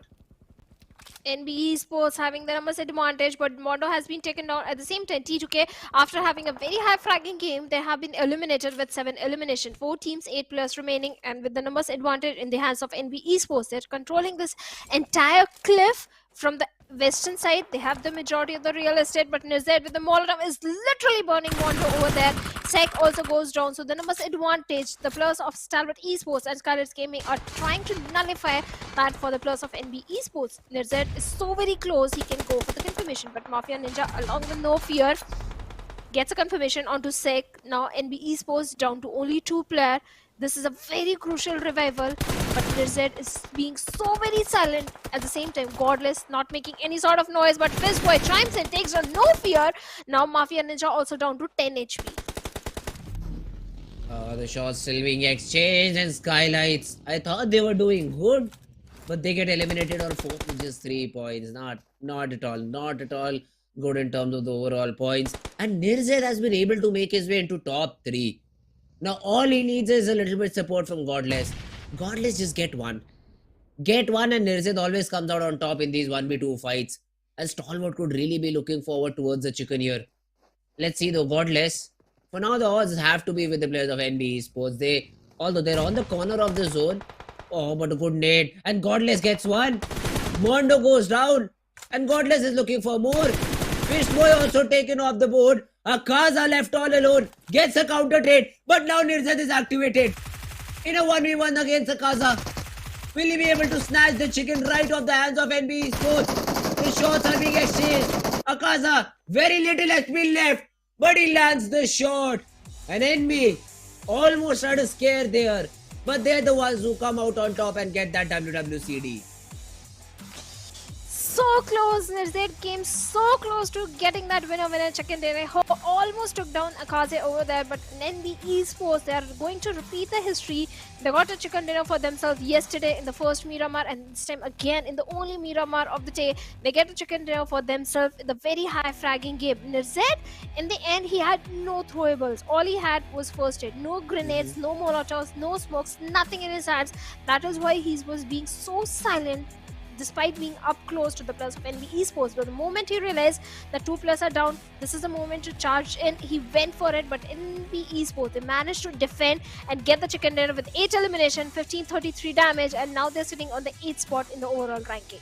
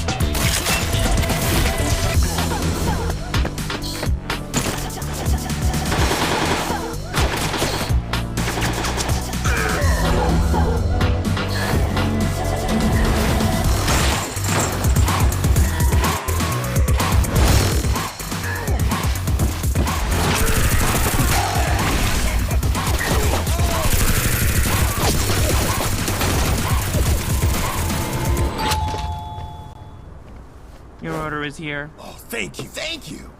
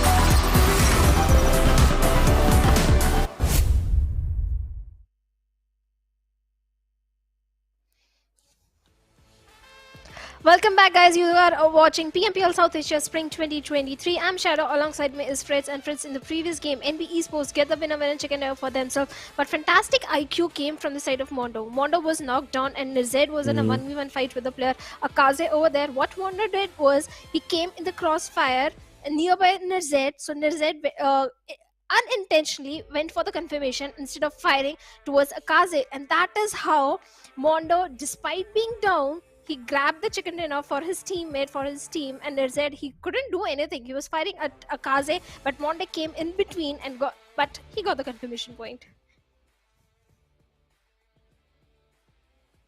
And the MVP this time is going to be Godless from the side of IHC Esports. Well, IHC Godless kinda helped Stalwart Esports to go close to that chicken dinner, but fantastic gameplay came from his side. The way IHC, they were trying to have the control from the northeastern side. 2 elimination, 934 damage, and 349 healings done. Too many healings done because IHC, they were engaged in too many fights. But overall, all the teams on the periphery, be it Stalwart Esports or IHC or be it NB Esports, they had a fantastic run. They did. And MVP with just 2 eliminations. I guess it is because of the damage that the MVP is Godless in the game. But yes, in terms of top players, okay, yeah, he had 934 damage, so he deserves to be the MVP. No fear in the second spot with 3 eliminations. Jane had 4, Tops with 3, and Nirzad with 2. So not a high fragging game for any of these teams. All of these teams had an average of 5, 5, 6 kills every point of time. So that is why we don't see a lot of frag for a single player. But yes, a good game coming in for I'd say Stalwart Esports as well. Considering they were reduced to just 2 after that fight against Team 4MV, they did a great job surviving.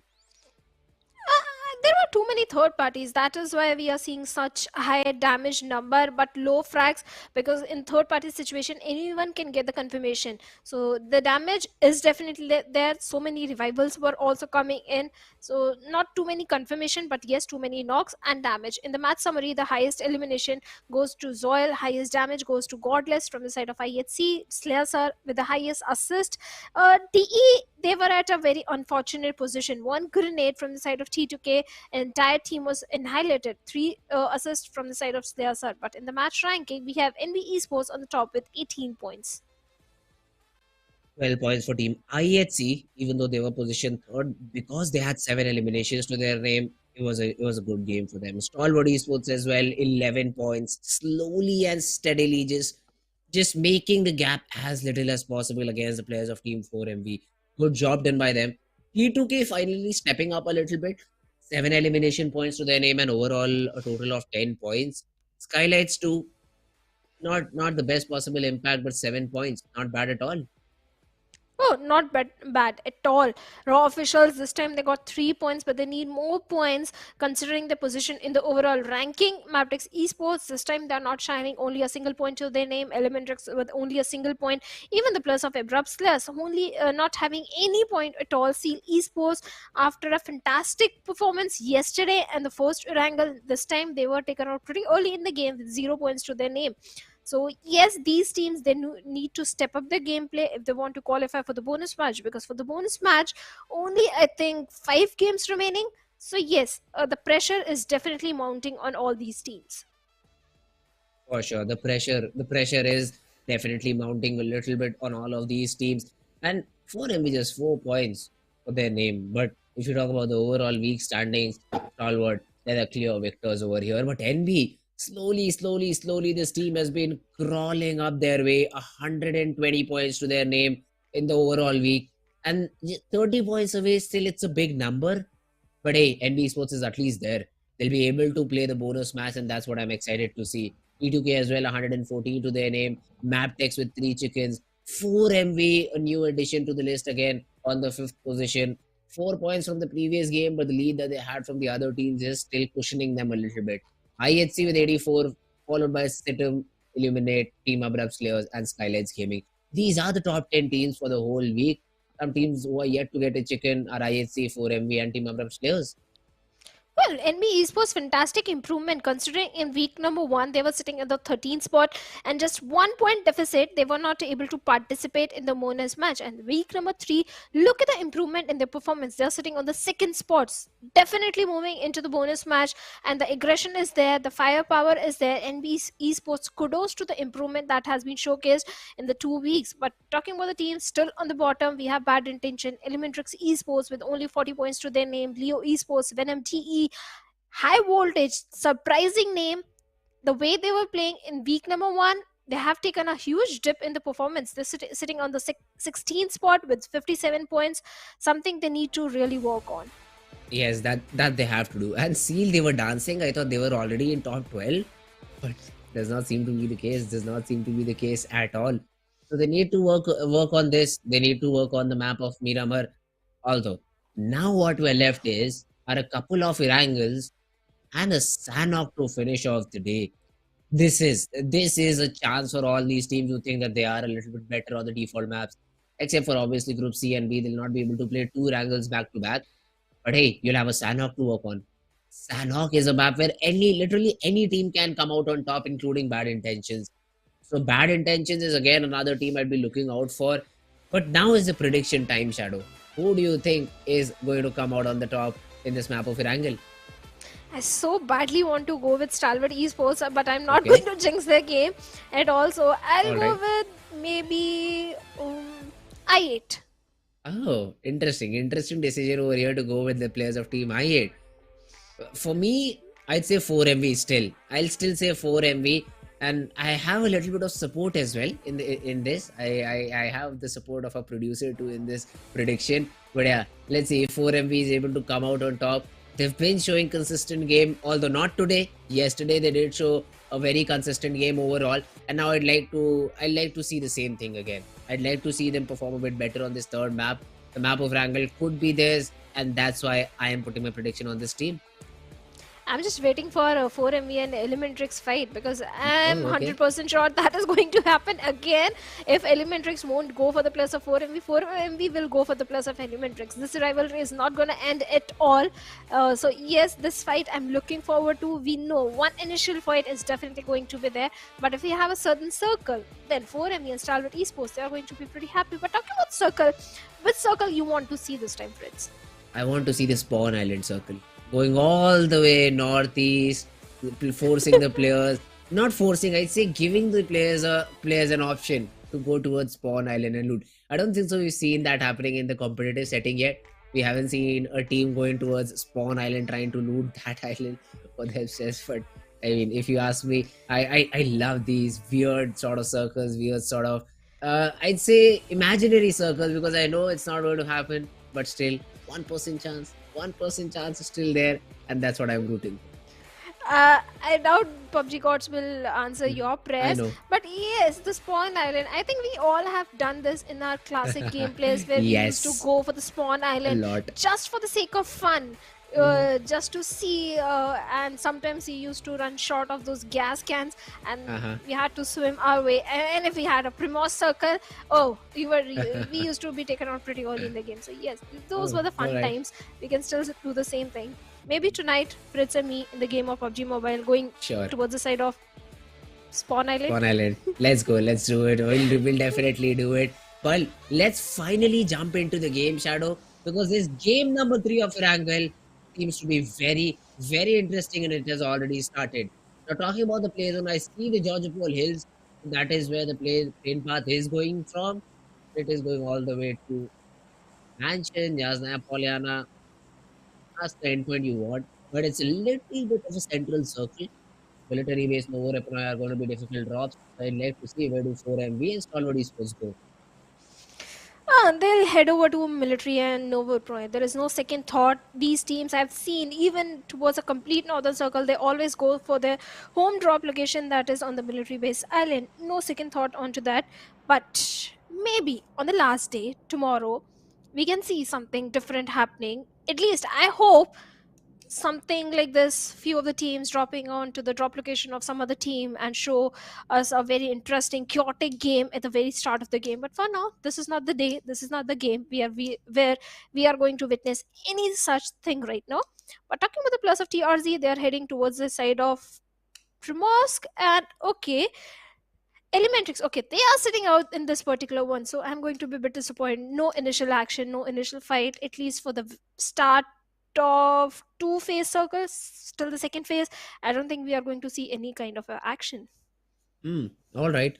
The play zone though is towards the eastern side, southeastern side, and players going towards Milta will have a good area to work with. Milta Power is also another drop spot which could be achievable. Here, Team Bad Intentions is in a fight. Shoykot just messed up a nade. He had a nade. He tried to throw it through the window, and it just bounced back and came back inside. I don't know what Team Bad Intentions is up to, but these are basic mistakes which you should just avoid. Bad intention, still in a very tricky spot as Alpha is in a close frontal battle with Soulless. Soulless trying to lock a Molotov with a shotgun. He's not going to pull the trigger, and Soulless will be the faster one, and he takes down Alpha. So bad intention, again a very bad start. We have seen this kind of a gameplay where teams dropping in the water city, they go towards the squad house, go for the vehicle, and one player goes towards the northern side and get two vehicles for the team, where the remaining players be in the water city area. But this time the plan backfired for the players of bad intention. This is something bad intention needs to work on. They need to have a specific drop location so that from that point they can build the strategy. what rotation to go in, how to loot the area, because right now Bad Intention, they don't have a particular drop location. Mehdi is in a position to take down the shots towards Jiggle, but I don't think he can take Jiggle down with that weapon. Jiggle just took the safer way out. He just threw the tricycle into the water, and that's. I mean, I think you heard me say bad things about the bus. The tricycle is even worse. That's the worst vehicle in the whole game, I and agree. it's not easy to control. It's not at all easy to control. You want it to go left, it just topples out. It just topples out when you want it to go left. Right, it'll easily go. It'll easily turn towards the right hand side. But when you want it to go left, that too on a hill, man, that is the worst possible vehicle ever. And it's good. Jiggle just put it in water. It's of no use. You rather take a fight here with the players of Team Bad Intentions because they're already losing confidence since they've lost two of their players early on. And maybe, what are you going to do in the situation is all the players of high voltage rush towards a single player of Bad Intention, and with that Bad Intention, Mehdi has been eliminated. All kudos to Malik with that shotgun coming in, and now Bad Intention, Sim, only player remaining. What can he do? And talking about the tricycle, we have done everything to control it, flatten the tire, all the tips and tricks we have seen how to control that vehicle, but for me it's an impossible task. But for now, surviving is an impossible task for the players of Bad Intention, because Sim, let's face it, no armor, just a single bison, single grenade in the entire squad of high voltage. I don't think he can do pretty much in this situation. Maybe take down one player, get the confirmation, but nothing more than that he can do. Oh, I mean, it's correct. Sim is in a little bit of a tricky spot here. He can only hope that the players of high voltage don't check the city, and it's a good decision from high voltage. You won't want to enter the water city. It's a very slow area. It'll waste a lot of time. Plus, there'll be possibility that one of your player gets isolated and gets taken down, and you don't want to play a 4v3 after such a good start. You've already got 2 frags to your name. You've already got decent loot. It's better to rotate rather than trying to find the last remaining player uh, of the team Bad Intention. So good decision making. Abrupt Slayers once again finding Pochinki completely empty. Gangsta still in the looting phases. 3 minutes is what they have, and then the next zone will also come in. So Pochinki is a safer spot in terms of drop. You get a lot of time to invest here in terms of loot, and then you can easily rotate off too. Chari, a level 3 helmet, a level 2 vest, has good loot for himself. Let's see how do the rotations come in, because I do see a UAZ, but no other vehicles around. Abrupt Slayers, they have been committing to the city of Pochinkin since the very start of our tournament. But talking about their journey, week number 1, they got 124 points, a very good hit start. But week number 2, a very major dip was showcased in their performance. They got only 62 points, half of what they got in week number 1. This time in week number 3, they are looking tad better than week 2 with 76 points, but still, Abrupt Slayers, they have to step up their gameplay in the overall. Yes, they are sitting in the on 13th spot. They are qualifying for the grand finals, but we expect big things from the team like Abrupt Slayers. 13th spot is not somewhere we expect them to see. On the other side, talking about DEADEYES, guys, they have showcased a tremendous improvement in the game. Week number 1, only 70 points. Week number 2, they came up very strong, got 130 points, double of what they got in week number 1. But week 3, even they are also struggling. Week number 3, they are struggling, and this game could change it out. This game is where they can come out on top. The only team struggling for now in this game of Erangel is Team MABETEX. They lost 3 players early on, 1 to Seal, 2 to HV, and now are looking for any survival points that they can get, or otherwise it would be again a 0-pointer game for them. Sitem though, 0v2, looting the god building of Yasnaya Poliana, has a Dacia to work, has the new vehicle to work with as well. Skylights though, Mafia Ninja is unaware. He's just looting so freely, no weapon in his hand, and he's just occupied with 4 different players in his opponent. Finally, he realizes it, throws a smoke, maybe try to escape with that buggy, but this follow-up nade could do a lot of damage. Sec, a nade does not do a lot of damage. The weapon does not do any as well, and Mafia Ninja, He just ran out of a scare cave over there. He just survived by the inch of a teeth because Mafia Ninja, had he had some other vehicle, maybe it could have been blown up, but Buggy is not so easy to blow. On the other side, we have the players of Seal Esports going up against the players of D Venom, and looks like D Venom, 3 players already down, and Krita, the only man standing. Yes, he takes down Sanchir over there, but now he's being hunted by the players of Seal Esports, and Rock from the power lines is trying to dish out some damage with that MP16. For how long can Krita survive? Because he can't save his teammates at any cost. All he can hope is make it inside the safety, but the vehicle is about to explode, and so is Krita. And with that, D Venom, they have been eliminated at the 16th spot with 0 eliminations. Seed Esports, 4 defeat points already in their favor. Both these teams were trying to make the rotation from the northern side, and now Sidem Esports, they are also in the close proximity. So Seal, you have to be cautious. So you do have to be cautious. And now talking about the players of team Raw Official, they have heard these shots. And they're looking to maybe just go and check out the situation. Zordi in the vehicle, Claw. He's just okay, he's the one holding down the fort, he's the one who's holding down the compound. So that Claw has a good Raw has a good area to back off on. But yeah, yet Outa the only one going exploring. Probably the scout for his team. Leo, he'll spot Leo, he'll spot I8, he'll spot a couple of teams. I8 is in a direct battle, and I8 is losing players left and right. This is a little bit difficult for them to deal with, and they're the ones being punctured right now. Deadeye's guys, they'll spot Viper, he'll also be taken down. And Deadeye's guys, they find a few free frags for themselves.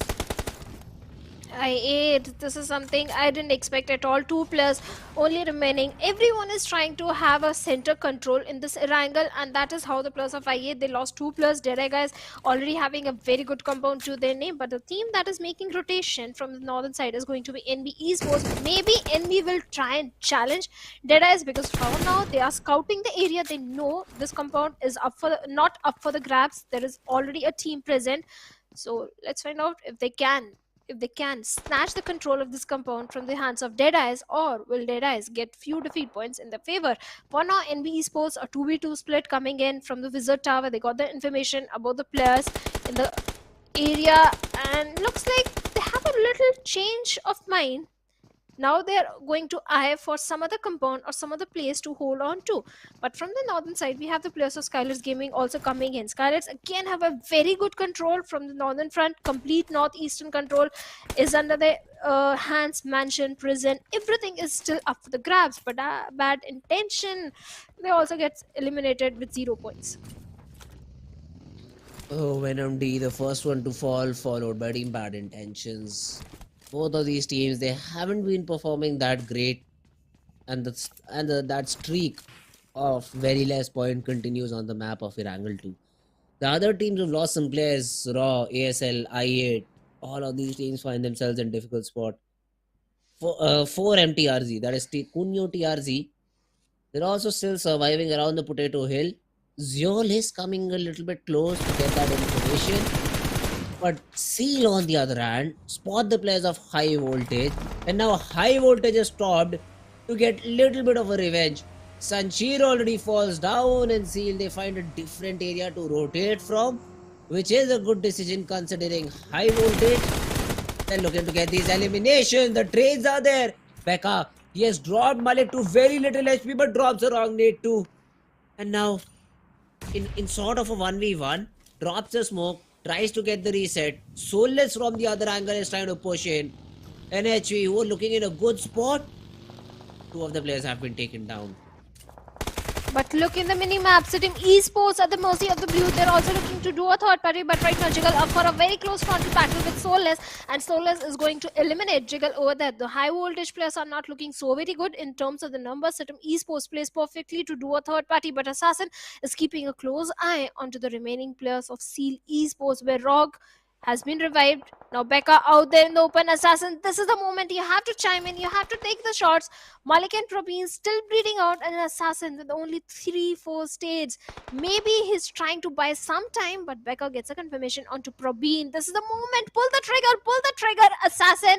But no, he's going to allow the players of Seal Esports to move inside the safety. Least does he know, from the backline, Sitim Esports is also coming in. It's not over for the players of High Voltage. Soulless is still there, hunting for Assassin. How is he going to make it inside the circle? And this is a moment he can strike towards Soulless, but no, he doesn't. He see Rock. It's a 1v3 battle. The players of Seal Esports are not going to spare you. High Voltage Assassin, you had so many opportunities to bring down the number of Seal Esports, but the fear didn't let him pull the trigger, and now that costed him his life, and the entire High Voltage has been eliminated. Don't know why their name is High Voltage. They did not perform like that. They performed so passively, especially the last player. He had a chance to take down one. He had a chance to at least knock and eliminate the whole player at just a single instance. He did nothing. He did nothing and gets eliminated. High Voltage go down with just 2 points that they got in the very early stages of the game. The worst possible decision was made there, and it costs them the whole game. Now Kunyo TRZ, they've got one frag. Madcat is the one who was able to take down one of the players of some opponent. I think it was a player of Team Raw, maybe, because this is the new team that now has only 3 players surviving. Leo, on the other hand, somewhere around the mansion area, I think they're holding a compound. They're making sure that the next 20-25 seconds is safe for them. I'm so very disappointed by the player of High Voltage. Assassin had so many opportunities, Fritz, to take down Soulless. Soulless was out there in the open, looting the crate with no cover at all. He could have got the confirmation. The fear struck in, and Assassin wanted to survive. Maybe, I don't know, I need to ask Assassin what was happening, what was going in his mind, because that is something I didn't expect from the side of High Voltage. But right now, looking at the circle, Leo Esports, yes, they do have a good compound. Stalwart Esports also trying to make the rotation from the southern eastern side. DRS Gaming, they are the only one not in the safety net of the circle, but Leo Esports show on the doorsteps of Seal, they don't have the numbers, but still they managed to take down Mr. Smokey, get the instant confirmation draw, going for the reload onto DBS, a boom weapon in the hand of Mr. Smokey over there. Slipknot with a grenade, trying to get one knock, but it's a 2v2 situation now. A 2v2 indeed. And for now, Leo, they're just spamming nades. They're just spamming nades here, and Haidami and Slipknot are the last 2 remaining players. Seal, they just closed out a fight. They just got some frags, and their tally is all the way up to 10. The stage 4 is just started, and Seal have got 10 frags. That is just crazy, man. That is just a crazy number to achieve.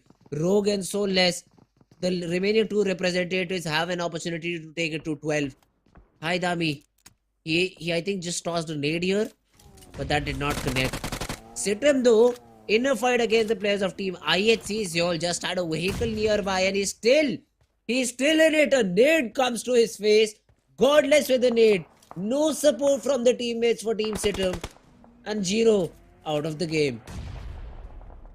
Yes, Sitem Esports, their numbers are dwindling down. They have upper ridge control. IHC, on the other hand, fighting from the low ridge angle, but now Sitem Esports, they have to reposition themselves, because out there in the open, not a good spot to fight, and the split that is coming in from their side was not the best position. But right now, IHC, they are on the periphery of the circle. We have Abrupt Slayers also. If we move a bit ahead inside the circle, if these teams try to transition themselves, Abrupt Slayers can also take some fight. But right now, Action is looking for some action, as Mondo having the complete control of the compound from the backlines. Mafia Ninja is also picking up the plus of NB Esports, but AJ goes down. Skylights, let's see how they want to take this fight. The DBS comes out. Mafia Ninja gets a little bit of attack, but Fist Boy, the molly landed on himself, and that's a knock. Who did not want to have. Nima closed in upon Akaza, gets that trade, and Mafia Ninja still surviving with the DBS. Instantly goes back, tries to reset, will be able to pop the first aid. Sek a little bit late to the party, but finally at least arrives. Now in a 1v1, the DBS trying to connect. The reload comes in at the perfect time. Mafia Ninja just closes in the distance. The molly does not connect. The spray, it is not landing. A little bit of damage at shield. But Nima once again is trying to reset. And he will be allowed to do so. Sek, another molly. Again dodged. Finally, the player of Skylight decides he does not want to fight it out. And Mafia will be tagged because of the molly. But then again will reset himself. Mafia Ninja is trying to reposition himself so many times, so the grenades, the molotov, all the throwables are being thrown in vain from the side of Sek. Mafia Ninja, kudos to you. I don't know how this guy is still surviving, but the play zone is going to bring the demise of AJ. But ISC Demo takes down Sitim Desert over there, but Mafia Ninja takes a jump. Noah goes for a close frontal battle, and the DBS never fails to impress. And with that, NB Esports, they have been eliminated with 3 eliminations of their own, and Mafia Ninja is the only man surviving. He has to move inside the circle, but the team that is waiting for them on the periphery are the players of Stalwart Esports. And look like Stalwart Esports, they already heard all that commotion, and now they are looking for Mafia Ninja. Mafia Ninja not looking so promising in a 1v4 fight, especially when he will be at the mercy of the blue in a matter of 8 seconds. But right now, Stalwart Esports, they have their close eyes on the players of Raw officials who are coming from the southern side. And Claw just having the cover of the table area, not the best position right now for them. But Stalwart Esports, they are looking so very promising.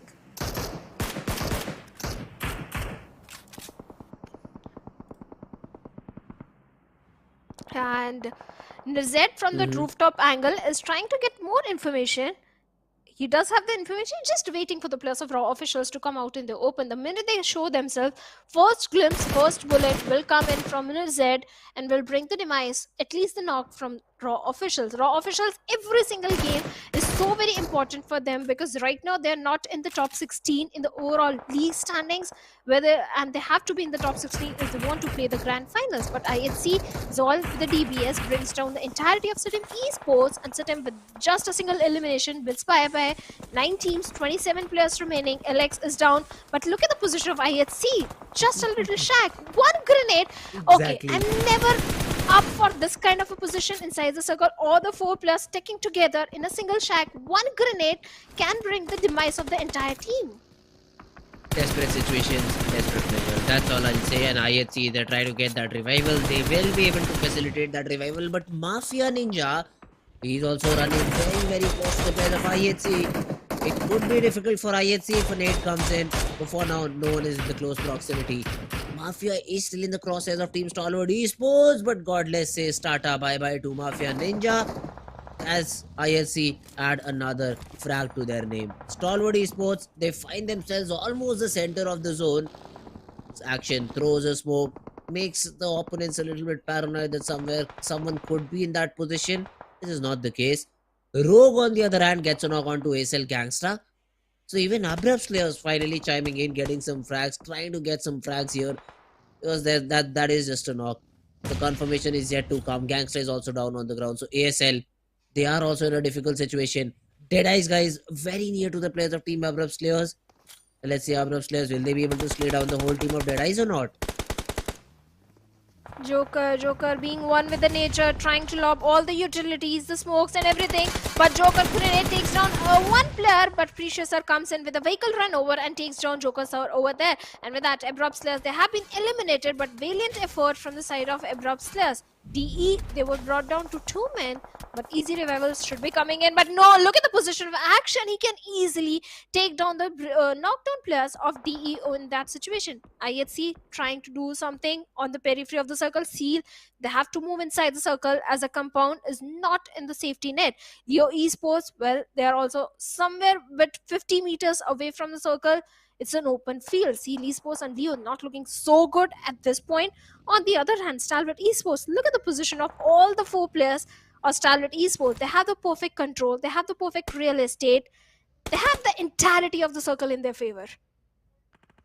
That they do. And IHC, 45 meters to move inside the zone. Team Seal, with just 2, but have 10 frags to their name. So they should be feeling confident here. Even if they get eliminated, 12, 13 points is what they'll get. Zeol, he has his crosshairs set onto one of the teams, and let's see if he starts firing upon them or not. Stalwart though, a vehicle blast comes in, his Slayer Sir has been taken down to the ground. Action.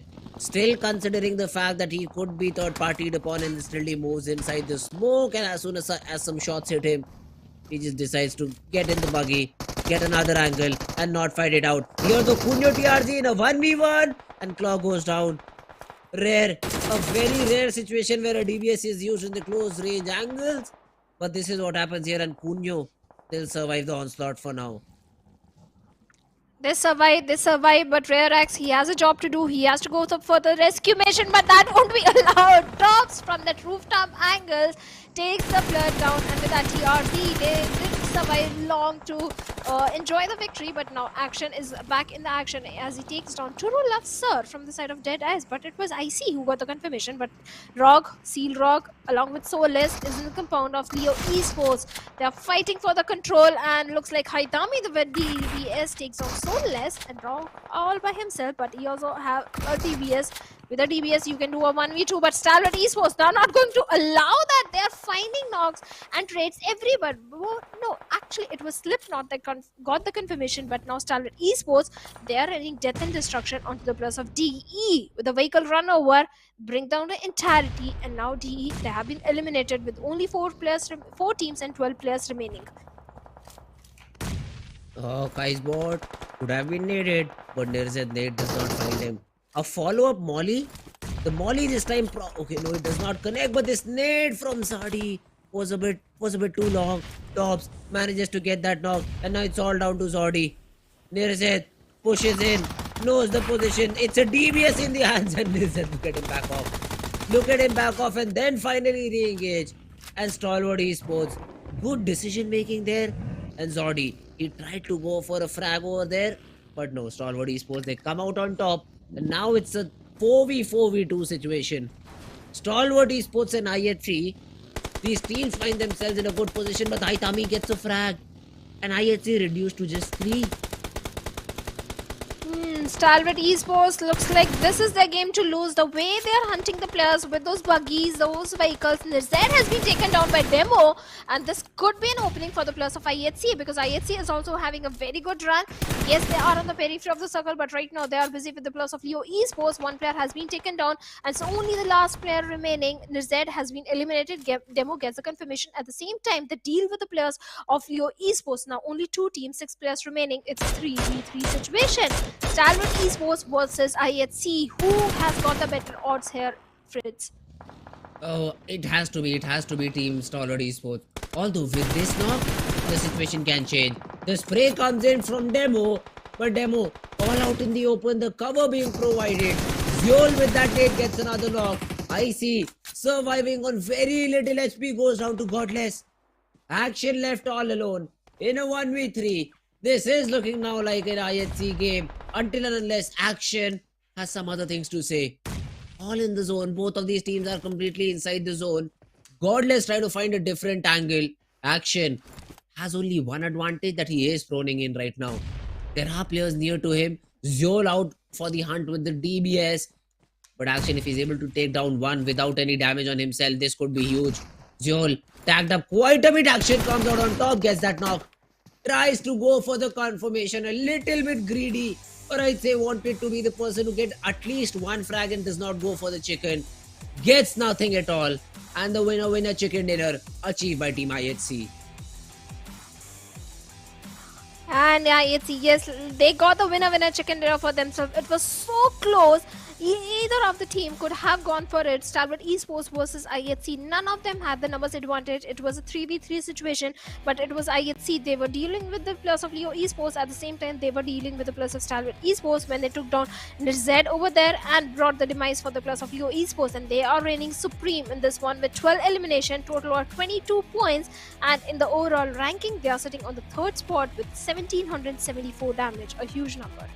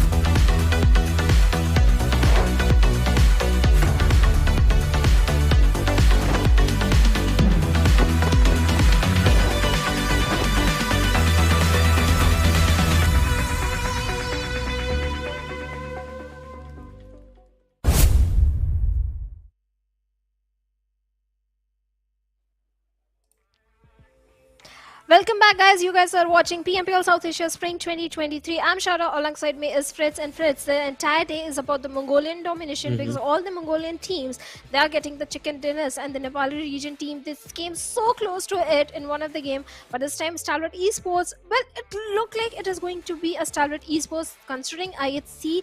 They were busy with the players of Leo Esports as well as with the players of Stalwart Esports. Yeah, not just the entire day, Shadow. I'd say the entire tournament has been about Mongolian domination. It's Nepalians to survive and Mongolia to conquer. It's what it felt like in the whole tournament, and that is what is happening. The team from not just Nepal, from all the other regions, they're just playing so passive. I don't know what the reason is, but they're really playing very, very passive. Not going for the advantageous fights, not going for the fights in which they have an advantage. And they're being picked off because of it. One by one, they go down. And especially sometimes it hurts when I see a 3v4 or 2v4 situation going out of control. Leo Hyde Tami is going to be the MVP for this whole game. He got 6 eliminations to his name. A single assist, but overall, a good performance from this player. Oh, 100%, a very good performance. It was just that Leo Esports, they didn't have the numbers in their favor. It was only 2 players remaining, and one of the player was taken down by the players of IHC, and it was only one man standing. He couldn't do much in that situation, but still a good comeback from the side of Leo Esports, because from a very long time, Leo Esports, they were facing the downfall. This could be the game from where they can start picking themselves up and find the momentum in the remaining games. In the top players, along with Haidami, we have Soulless from Seal Esports with 5 eliminations of his own. Action from Stalwart Esports with 4 elimination, but a very high damage number. He had 4 eliminations, but Haitami, the MVP of the game, a good performance from Leo Esports too. So I think overall we'll have a good number of points for Leo Esports in the process. They had 10 frags overall before they were eliminated. I'd say before even the 4th zone closed in, we had 10 frags to this player's name. So definitely Leo Esports had a good say in the whole game. Demo following up with 5 frags, Godless with 5, Soulless with 5. So a lot of players with these 5 frags to their name. But it's team IHC Esports to come out on top. 22 points overall. Leo Esports ended on the 3rd spot. 10 elimination points. 15 overall points. Puts them in the 2nd spot. So it's not just in Mongolian region, the Nepali region is also showcasing us a very high fragging game that can be seen in the elimination points of Leo Esports. Then we have TRZ, the only team, one of the team from Bangladesh region. They have also improved their gameplay, but this time only 3 points to them. High Voltage, Assassin, big disappointment, only 2 points to their name. Sitting Esports, only 1 point. They were going for a very late rotation that didn't work in their favor. In the overall ranking, we still have Stalwart Esports on the top with 165 points and NB Esports on the 2nd. A very consistent run this week from the players of NB. Though the previous game was not the best possible one. Yeah. And Stalwart, they're just increasing their points. They're just making sure that even in this whole week, none of the teams can come anywhere near to the players of Team NB Esports. And 4MB have also dropped in terms of position. Punyo TRZ on 11, DEADEYES guys on the 12th spot. That fight for the 12th spot to play the bonus game is so very, very tight, Shadow. I mean, DEADEYES guys with 77, Seal with 71. Even I'd say DRS and Leo Esports have a chance if they're able to play in a similar fashion that they did in the previous game. The chances of Venom DE qualifying for the bonus match are very slim. On the other side, Raw officials, if they get the consistency, they can play, and it is very crucial for them if they want to qualify for the grand finals. But looking at the schedule, we are done with 3 games. Now is the time for the next Erangel, where Group B will be sitting out. That means Stalwart Esports, DEADEYES, Raw officials, and Abrupt Slayers are sitting this one out. So now is the time for the prediction also, Fritz. Which team you think is going to get the chicken dinner in the last Erangel of the day? I'll go with Team IHC again. They did it once, they can do it twice, because IHC, they looked phenomenal. Although the team that I've been naming have been eliminated, not even in top 10, and they've been eliminated. They're not able to come in top 10. But hey, IHC, that is the team I'll go with. Okay, you are going with IHC, you're sticking with Mongolian region. So I'll pick a team from the Nepal region, that is going to be T2K. It's time T2K, they step up the gameplay and showcase their skills and get a perfect chicken dinner for themselves, because Erangel is certainly their most strongest map. Alright. T2K is the team, okay? Haven't seen T2K perform till now in the whole 3 days I've casted. So I really am not threatened by a prediction, I feel like, in this game. But hey, let's say if T2K comes out on top or not. But hey, I like to put a petition in over here, Shadow. We should have at least a production call as well. We should have a production doing the prediction here and have a graphic for that. Because again and again I do see the support for 4MB. Probably not the case this time around. But hey, let's see if either team IHC or team T2K come out on top in this game. Oh, but we can verbally put his prediction out there. The production team is entirely in the support of the 4MV getting the chicken dinner. Since the first game, they are waiting for the 4MV to get the chicken dinner. Maybe, hey producer, maybe this time 4MV will listen to you guys and get the chicken dinner. Hey, it's difficult. It's difficult for Team 4MV because the days in which they perform, they're very consistent throughout. It's not like a hit or miss for the players of Team 4MV. It's like if they perform good from game number 1, if they're in top 5 from game number 1, the whole day will be very consistent. They'll be obviously getting second, third, and at least one chicken in the whole day. But once they start to falter out, once game number 1 and game number 2 don't go their way, I haven't seen them perform that good in the final few games.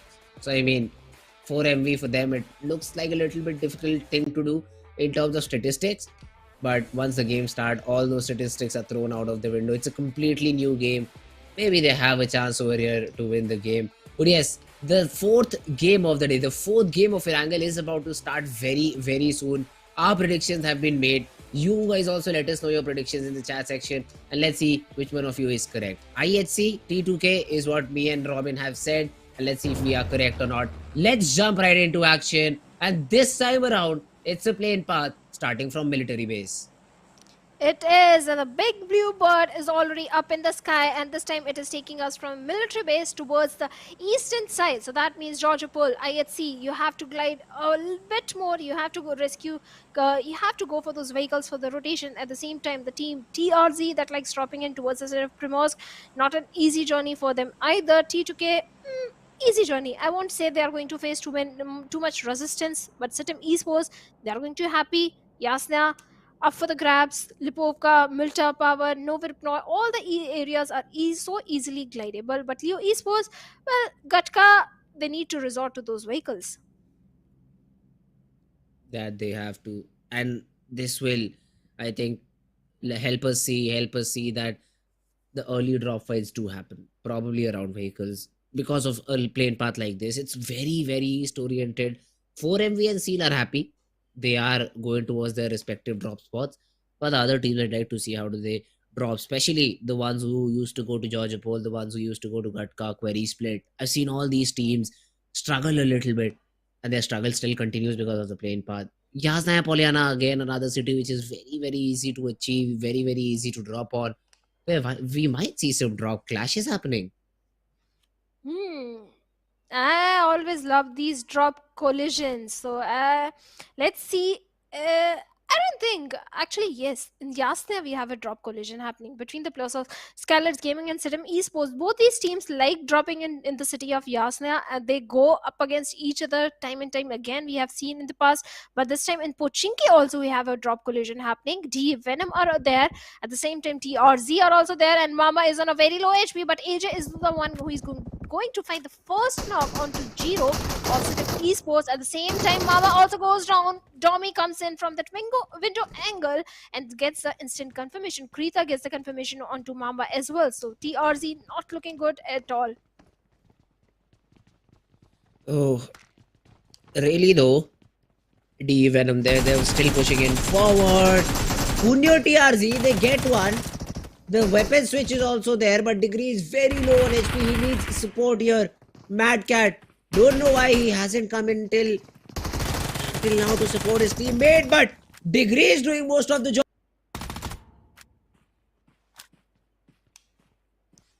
Degree has been taken down, and the Wrath of Venom DE that is coming in. The players of TRZ are not able to survive this. Mad Cat might lob in a grenade or maybe deploy some smoke, but no, he's going for the grenade. The players are already so very low. He can get the confirmation, at least one confirmation with his grenade, but looks like he won't get it. And Mad Cat with the S12K is going for a close frontal battle towards Domi, where Farhad might go for the rescue mission onto the fallen comrades, but Mad Cat is still in a cat and mouse chase. Oh, D Venom. They eliminate the whole squad in front of them. The good thing is they don't lose any of these players. And look at that. Riley, 1 HP. 1 HP is what he survives with. And D Venom would be happy. Would be happy with the start that they have had right now. Let's see if they're able to convert it into a good game too. Elementrix though in this fight against the players of Team Leo, and Entry Frag is able to take down 2. And Leo look like in a okay, no, it's Elementary is definitely in a difficult spot because Entry Frag is the last player standing. The last remaining player for Team Leo as well is in a very, very far away spot. Incus is the one who will fall.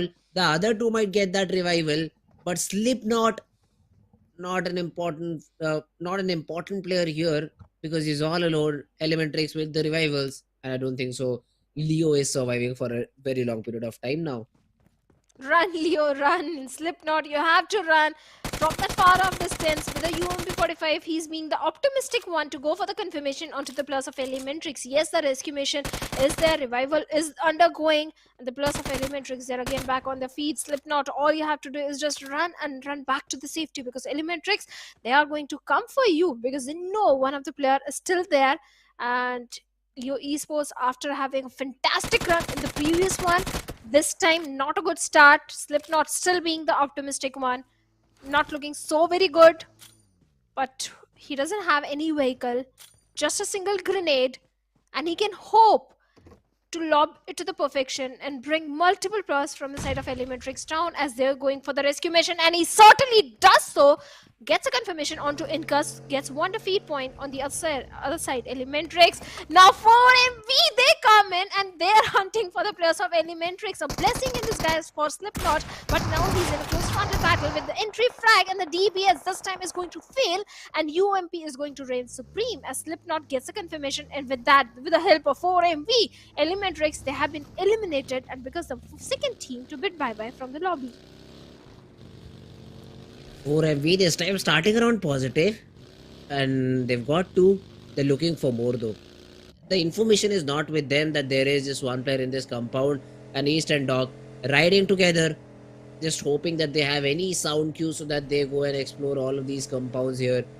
Getting nothing at all. Let's see if they stop at the right compound, and that I think they do. Oh, they spotted Slipknot. He's a dead man. He's a dead man completely. East goes in, gets the 3rd in the game, and Team Leo Esports being the 3rd team to be eliminated in this game. 4MV, they came looking for the players of Elementrix, and they found one player from the side of Leo Esports as well. 4MV, 3 defeat points already in their favor, but looks like MABETEX Esports and Stalwart Gaming, they are also going up against each other in the city of Yasna, where Sitim Esports is also there. This Erangel is being a very fast Erangel. So many drop collisions are happening, so many initial fights are happening, and MABETEX Esports, they have to escape from the situation, they have to reposition because Yasna, well, it's not so easy to grab right now because two teams are already having the residency. Oh, wait a minute.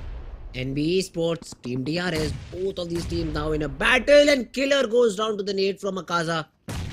That's a great nade to find, and now Mondo following up as well. Akaze on the first floor, Mondo on the second. DRS, they're out of the game seems like.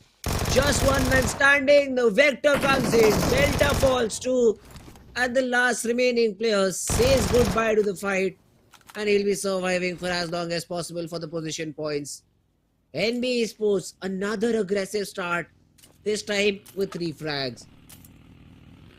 This team never fails to impress me. The way they have improved their gameplay, all kudos to the players of NB Esports. Without losing any player, they have managed to get 3 defeat points in this team. Again, they have a center spot in the circle. They have a good position, good compound to hold on to. And the IGL also does the perfect job.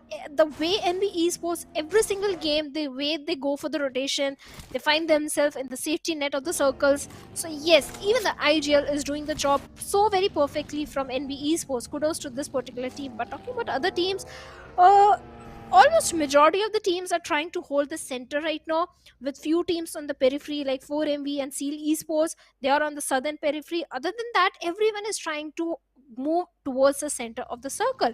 Even the players of I8C, they are so very close to the players of I8. I8 last time, not a good run. They lost 2 players at the very initial stage. Later on, the remaining 2 players also couldn't survive for a very long time. This time, I8 might be looking for having a different run, but they need to be a bit cautious because the compound they are holding, maybe IHC can come and challenge them.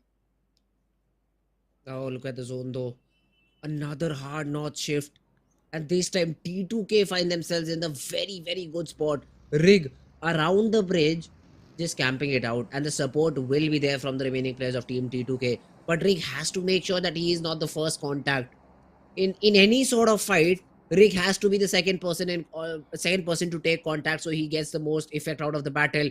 And finally, the players of one of the team collide. The knocks are coming in for T2K and the confirmations are being converted. NB Esports, this is the team who is now facing elimination. Well, T2K, they are placed perfectly. One of the player is having the bridge control. The moment the circle took a northern shift, T2K realized, yes, so many rotations will be coming in. So this is the time we have to capitalize on the elimination point. And Jane with the vehicle is already scouting the area.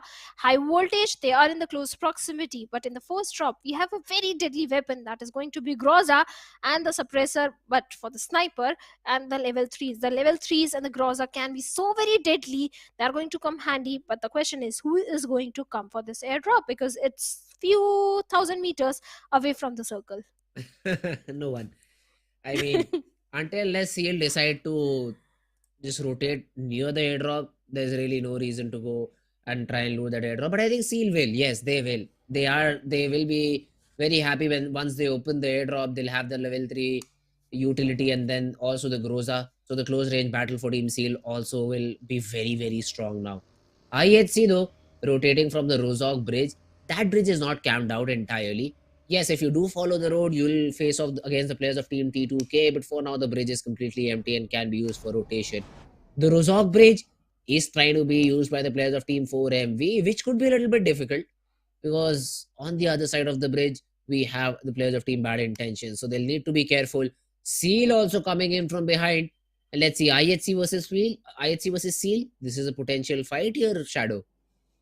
100% agreed. Even the players of 4ME can chime in because look at the position. They are towards the big mountain of Rozak city. So there is a probability that 4ME can also chime in this particular fight. But high voltage, they are heading somewhere towards the north. DRS rules, the only man standing going for a northern rotation along with the players of I8. So he needs to be a bit cautious of I8 from the backlines. NB Esports are also coming in. So too many northern rotations coming in.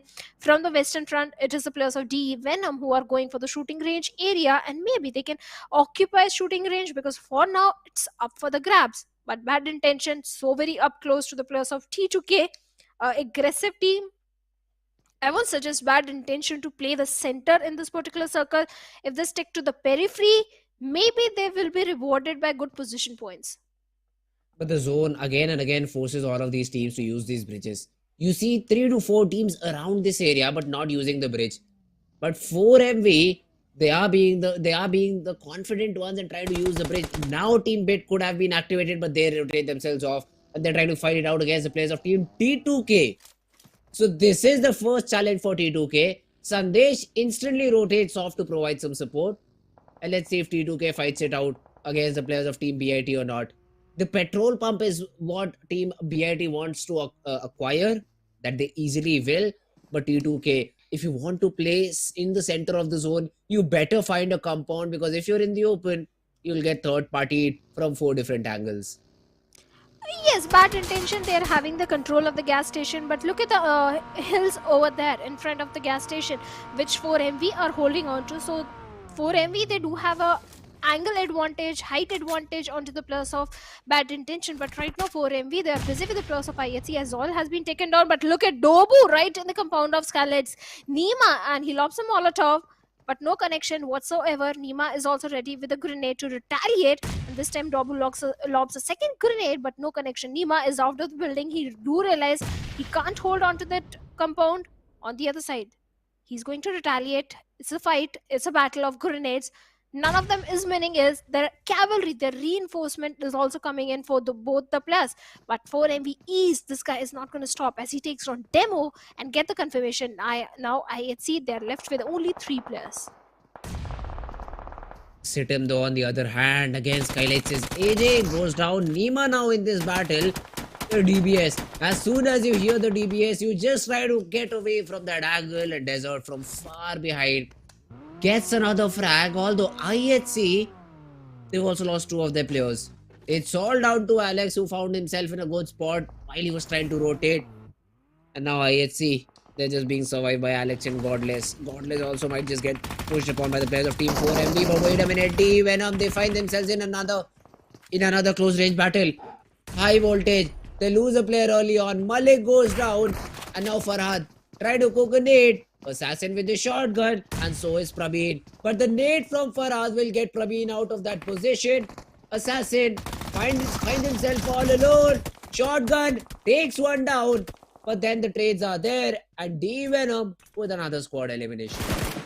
High voltage again, a second bad game coming from this particular team, but at the same time IHC, they're also suffering the wrath of 4MV. Yes, the trades are coming in, but the numbers of IHC are not supporting them, as Alex is the only man standing. He has managed to take down 1 player, but no confirmation so far. On the other side, T2K are busy with the players of Seal Esports. In the water, we have East pretty much handicapped, can't do anything. He has to go towards the land, towards the safety. Otherwise, Alex with the S12K is ready. On the other side, the blue is also coming in. Both these teams, 4ME and IHC, they have to realize they are few meters away from the circle. Alex can't do pretty much anything in this situation. Refuse is kind of stuck, and now East is coming for his rescue, for his aid. And with that UMP45 so potent and powerful in the close range, S12K can't do anything because IHC, he failed to pull the trigger. And IHC, they have been eliminated, 73 points, 10 teams, 34 plus still remaining. 4MV, they have to go for the southern rotation. The path is clear, but maybe T2K can stop them in the tracks. But Bad Intention still having the control of the gas station. The 2v2 split that is coming from their side. Let's hope it works in their favor, because Jane with the grenade is already looking to close in the distance. They drop once again. Dead center in the zone. This time though, I think so T2K is the only realistic team who can go for the airdrop. And that to Sandesh. And let's see if he decides to grab that drop or not. Becca here is trying to spot any of the players of Team 4MV. East, it's a very easy rotation for them. Seal, they've lost Soulless early on, but importantly, 3 of the players are still surviving. DRS left with just 1. All of these teams, although with 4 players, I8, MABETEX, T2K, Situm, Venom D, they have to be the ones to make the impact now. Bad Intentions, they have spotted the rotation of Team 4MV happening, and they do not want to take any shots. A little bit surprised, because they really can get keen to play the Team 4MV, but East not landing those accurate shots. And Doku has slammed onto one of the compounds that the players of Team BTEX was trying to hold, and he comes back to Rogue. Shots onto T2K. Jane, none of them connect. What is that spray? 2 players were trying to take down Jane, who ran almost 50 meters completely in the open without being knocked. Shouldn't have happened. Shouldn't have happened in a professional lobby. Jane should have been taken down, but T2K, they survive with 4 for now. Well, Jane needs to thank his lucky stars, because they are perfectly aligned for him. At least for now, Sandesh comes to the rescue to take Jane back to the safety. On the other side, we have the players of Sitim Esports and MABETEX going up against each other, and QB with that UMP45 takes not just 1, 2 players of MABETEX. Instant confirmation also coming in. Sitim Esports 6 defeat points. This particular game, Sitim Esports are also looking so very promising, as they are having the eastern periphery control. They have 6 defeat points, all the 4 players in the lobby, and they're still going for the more. The grenades that are coming for the players of I8 are not so very good, as Woofies has been taken down. Sky was going for the rescue mission, that has been denied, and Dobu with the vehicle run over gets the confirmation. Now Sky is trying to make a quick escape from the situation, but will he be allowed? Viper is providing the necessary cover fire, but that won't be enough. Oh, it will be enough, as he takes down Desert over there, but the little ridges over there is going to help the players of Sitim Esports to go for the revival, to go for the aid. At the same time, they can go for the flank angles, but Sky along with the Viper, the buggies are ready, closing in the distance, and Desert has been eliminated with that vehicle run over. Oh, Dobu might too. Yes, Dobu's also been taken down, because Viper decided to be a very, very heavy driver here. Gets another frag because of the vehicle. Nova tossing a few nades too. They won't land. They won't land Situm. The remaining two players are very, very far away from this position. And I8. Good decision from them to rotate off this particular area. And now they'll try to get themselves inside the zone. That should be priority number one. Venom DE, they're rotating in the zone from the western part, I think. They'll find it completely empty since none of the teams have decided to get that position. 4MV, they're still trying to fight it out against the players of team Bad Intentions. And I'm not sure Bad Intention, the reason for the 2-2 split, because now you'll have to move inside the zone. The other two players are very near to the zone, so they don't have to worry about it. For the remaining players of team 4MV, they finally decide it's time to rotate and get inside the play zone. One of the player of 4MV has already made it inside the safety of the circle. He can be that anchor who can bring his remaining teammates to the safety of the circle. But look at the position of NV Esports again. The IGL, the way he reads the circle, again having a northern control, good compound to their name, good position for the players of NV Esports again and again. But this time the team that's still outside of the circle is going to be Seal Esports on the bridge area. And looks like I8, they are not making things easy for them. But right now Sandesh, he is the one who is grabbing the attention, and Seal Esports, they might show on the doorsteps of T2K. Are they prepared? The smokes are down. Sanchit along with Beka. Yes, T2K, they have the numbers advantage, but Jane goes down. Beka takes him with the S12. Oh, but the trades are coming in. Sanchir, he's the one who gets those frags for his team. Now Rig, he is also being pressured quite a lot. Although a nade from Sandesh gets Sky off the game. Sandesh brought down to very little HP. Rig does not have a lot to his name too. And Seal, the push that they made, the invasion that they did is very, very successful as T2K eliminated out of the game. Yes, Seal Esports, despite not having the numbers advantage, they have managed to take the control. But right now, 4ME had Bad Intention going up against each other. But Viper is the one who takes on Situm 0 somewhere else on the map. But Bad Intention, the smokes are down, the grenades are ready. But the split that is coming from the side of 4ME not going to help their case. Bad Intention, yes, they do have the position advantage. 4ME, they're on the low ground east with that M416 is trying to inch closer to the players. At the same time, he has to be a bit cautious about Seal Esports coming from the backlines. But Dog finds a perfect knock onto one player of GE Venom. 4MV, they are picking fight on the multiple fronts as East is preparing few bullets in the direction of Seal Esports. This is not looking so very promising, but this is how 4MV always tends to play. They pick up fight on the multiple fronts and usually they win majority of them. Already 7 defeat points in their favor, but this time they are in the open and Seal Esports still in the process of East. All East has is a tree trunk for the cover. Not the best spot. Let's see what 4MV is going to do. Seal also being tapped off, the Mini 14, the M16 shots continuously peppered upon the players of Team Seal, and look at Rogue's HP. Pep also spotted. Sanchi shot as well. 4MV, they find themselves in a good spot and they are trying to make the most out of it. Farhad, what are you doing, my man? You hear those shots continuously being taken by East, but you decide not to do anything about it. And now you fall. Yes, the revival will come in and East will instantly deploy a smoke to make sure that the trade potential is not there. But still, a questionable decision. There is a team just above the players of Team 4MV. But I think East, he's happy to stay here. He's happy to not take any of these shots onto his opponents. That is Team Bad Intentions, because Bad Intentions, they haven't shown any intent to eliminate the squad in front of him. Shoykot, he has spotted Reviews. And now Reviews forced to reveal his position, forced to rotate and move off of that particular rock. If 4MV manage to take the entirety of Bad Intention, they can have the complete southern control for themselves. And right now they're trying to do so. The grenades are being locked, but somehow the players of Bad Intention are able to dodge them. Mehdi comes out in the open. Shoykot still on a low HP, but Sim comes and takes hefty HP out of Refuse over there. And now Refuse has been taken down by the players of Bad Intention. This is not looking good as Doc also goes down. Seal Becker comes in and takes the confirmation on to Refuse 4MV. I was worried they were out in the open picking multiple fights, and now their numbers are dwindling down as they are surviving with only one player. But kudos to the elimination point. 7 elimination already in their favor. But this time at Intention, they have to go for the rescue mission onto Mehdi as soon as possible, because this can be a good game. They can look for a potential southern control, but right now Alpha is busy picking the fight with the players of NB Esports as he pick a few bullets towards one player Fist Boy, but East has also been spotted down. NB Esports Akaze takes down the player of Venom DE. Some shots being thrown in towards the side of team Bad Intentions too. In Bad Intentions, they've got themselves to top 8 at least. But now they have to focus on the frags that they have. It's just 2, and it's not a good number. If you want to have a say in the game, you need to get a little bit more frags. Akaze gets taken down because of the vehicle blast. But Seal Rogue from a very far distant angle takes down Mehdi. The trade onto Sek is there from DE Venom. Situm QB falls down as well. So fights happening on multiple ends. And Venom DE, they are in a little bit of trouble.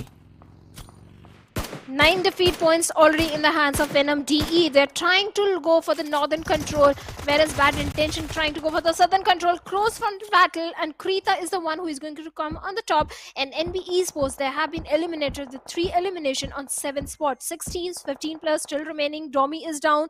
DE Venom, they have to go for the rescue mission onto the fallen teammate. At the same time, Sim has been taken down, so the trades are coming to and fro. But the numbers advantage is only with Bad Intention and Venom D, where Venom DE, they are having a very good momentum, already running very high on their horses, 10 eliminations to their name. This time, they won't be able to save their fallen comrade, but Bad Intention, this can be the game where they can prove that they deserve to be here. They have the firepower, they have got everything required. This can be the winner-winner chicken dinner gameplay if played perfectly. I8 Viper though, he gets a frag with a nade and another one with a weapon. So it's a good attempt from I8 to mend their numbers here. Team Bad Intentions, as soon as we say something about them, one of their players falls. And DE Venom is my changed prediction now because of the way that they've been playing. And watch them get eliminated. Watch them get eliminated in the next 5 to 10 seconds. Shoykot gets a knock onto Sanchi, although as soon as that happens, Shoykot spotted down, some shots being thrown in from Viper. They do not connect, but it's Seal Rogue who gets that knock, stood up. That was a mistake he made, and I tried to punish them. Shoykot spotted and through the grass. The shots landed, the damage dealt, and the frag still not confirmed. 2 more bullets needed. But Nova, in the meanwhile, decides to use the buggy and get control of the watchtower. Bad Intentions, one by one they fall. East gets another frag. Okay, the frag is confirmed by the player of Team 4MV, although it was East who got that knock. But now Riley, he's the one who was the last remaining player of Team DIT. That's the final frag. And Bad Intentions go down on the 5th place. Bad Intention, all they had to do is just be silent and move with the circle. They had the southern control in their favor, but they were making too much noise. Had they been silent, just like East or 4MV, they could have survived a bit longer. But Venom DE, they are playing it to the perfection. 13 defeat points this game, and the remaining games of the event are so very crucial because Venom DE, they are somewhere on the 17th spot, and now with 13 elimination, they are looking so very strong. East also goes down through the grenade of Domi and 4MV. They have been eliminated now, only 3 teams and 8 plus remaining with a numbers advantage. Everything working in the favor of NMD. They have the majority of the real estate. They have the entire circle control. They know exactly where the players are. They know the position of Viper and I8. I don't think they can survive for too long. And with that, I8, they have been eliminated. Now only Seal Esports remaining with 2 players. That's it. That's the chicken for Venom DE unless Rogue can come up with something huge. Or maybe his teammate, Sanchir. But let's see, Rogue trying to toss an 8. Domi just does not want to have any. He spotted the hand, but Rogue is able to get a knock with the nade. And look at the HP Krita is left with. Sanchir with a follow-up nade. Only if it was on the car. And there it is. The vehicle blast. And Sanchir and Rogue are doing it with the throwables. A couple of knocks. And Venom DE instantly on the back foot. The third one to follow. Rogue not being shot upon. Riley tries to cook a nade of his own. But Rogue is already repositioned and Sanchir's nade will take down Riley. Seal want to seal the deal here. Sanchir with another nade. Look at his teammate peeping in his phone. He just wants to see how do they get the chicken. Riley goes down. It's a 2v1. Rogue in a very difficult spot. But will he be able to land the nade? No. A little bit overcooked. Sanchir with the ghillie suit has the advantage. The 8th zone is closing in. Sanchir has no idea about the last remaining player. The nade not going in the way he wanted. But this ghillie will help him a lot. A lot. Farhad. He's just thinking what just happened to my whole teammate. How did they just evaporate in thin air? Rogue is boosting himself up. So should Sanchir. But man, what just happened here? Rogue in the vehicle now. He wants information. He just wants information. And now Farhad tossing a nade. Wants that knock. The nade goes in. Gets nothing. Just reveals his position a little bit. You know that there is a nade. So someone has tossed it from a nearby position. That should be heard from Sanchir though. The nade pin pull out should be heard by Sanchir. And yes, it is. Farhad gets dinged upon. Seal like assassins in the grass. They don't even fire a bullet. They just end the whole game with nothing but nades. I wonder, look at the amount of grenades which the players of Seal Esports were having. 3 to 4 grenades and few Molotov in the hands of both the players. Just by throwables, they could have got this chicken dinner.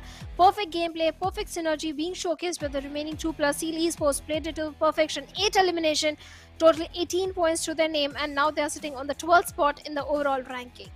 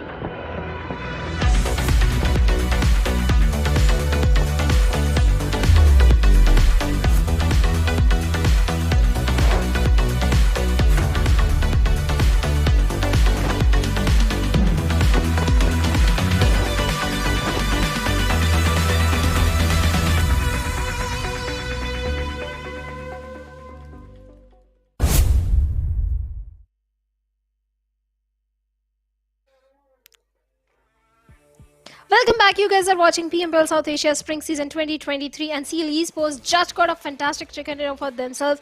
Well, the amount of grenades and throwables these guys are having in their hands, they were more than, I think, 12 grenades and molotovs combined. So just by throwables, they could have got this chicken dinner, but still valiant efforts from the side of D Venom. Like you pointed out, they didn't even realize what just happened to them.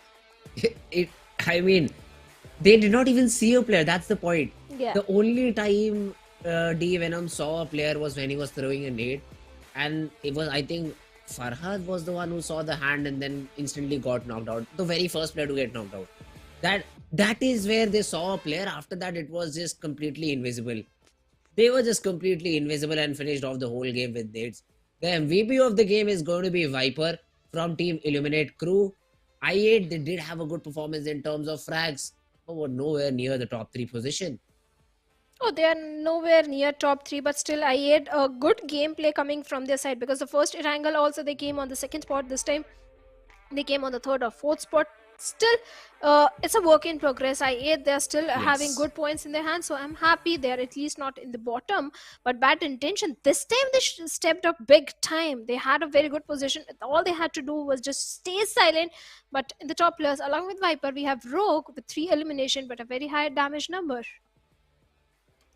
Oh, all of these players, Venom D, they played great until the final fight where Team Seal just sealed the whole deal. And we'll have a look at the match summary as well.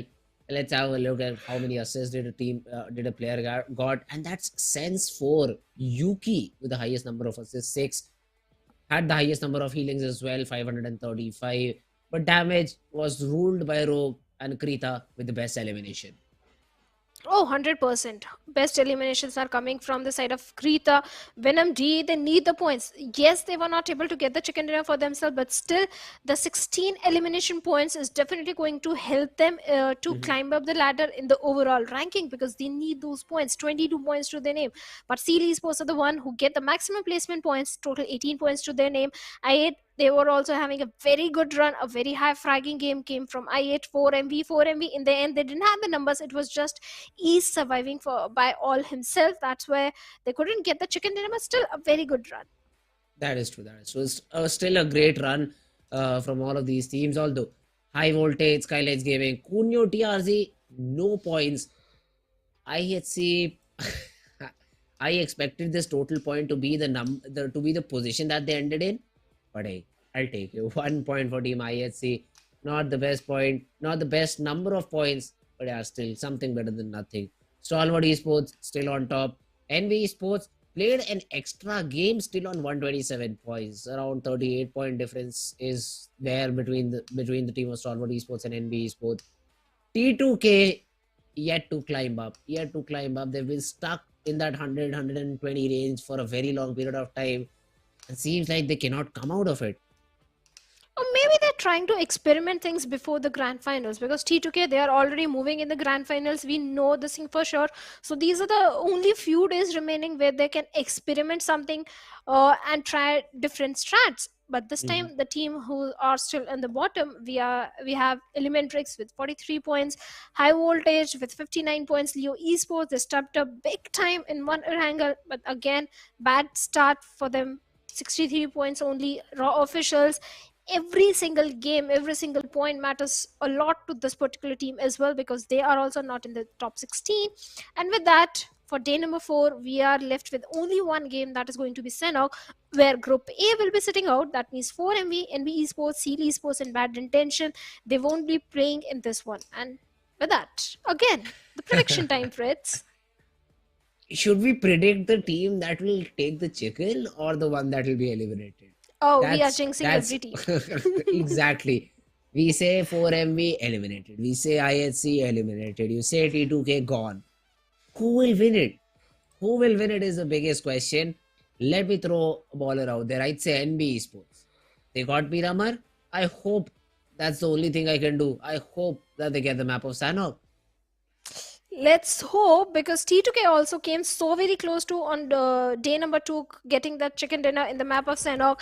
So, okay, let's jinx the top teams right now. The team sitting at the top, Stalwart Esports. Okay.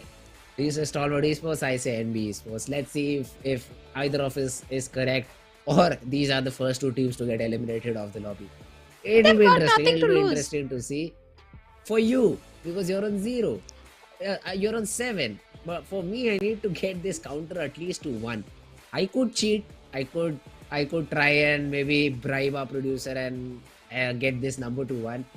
That's not what I want to do right now. I want to get a prediction correct. But NB Esports is where I put my money on. They've been performing consistently throughout the day.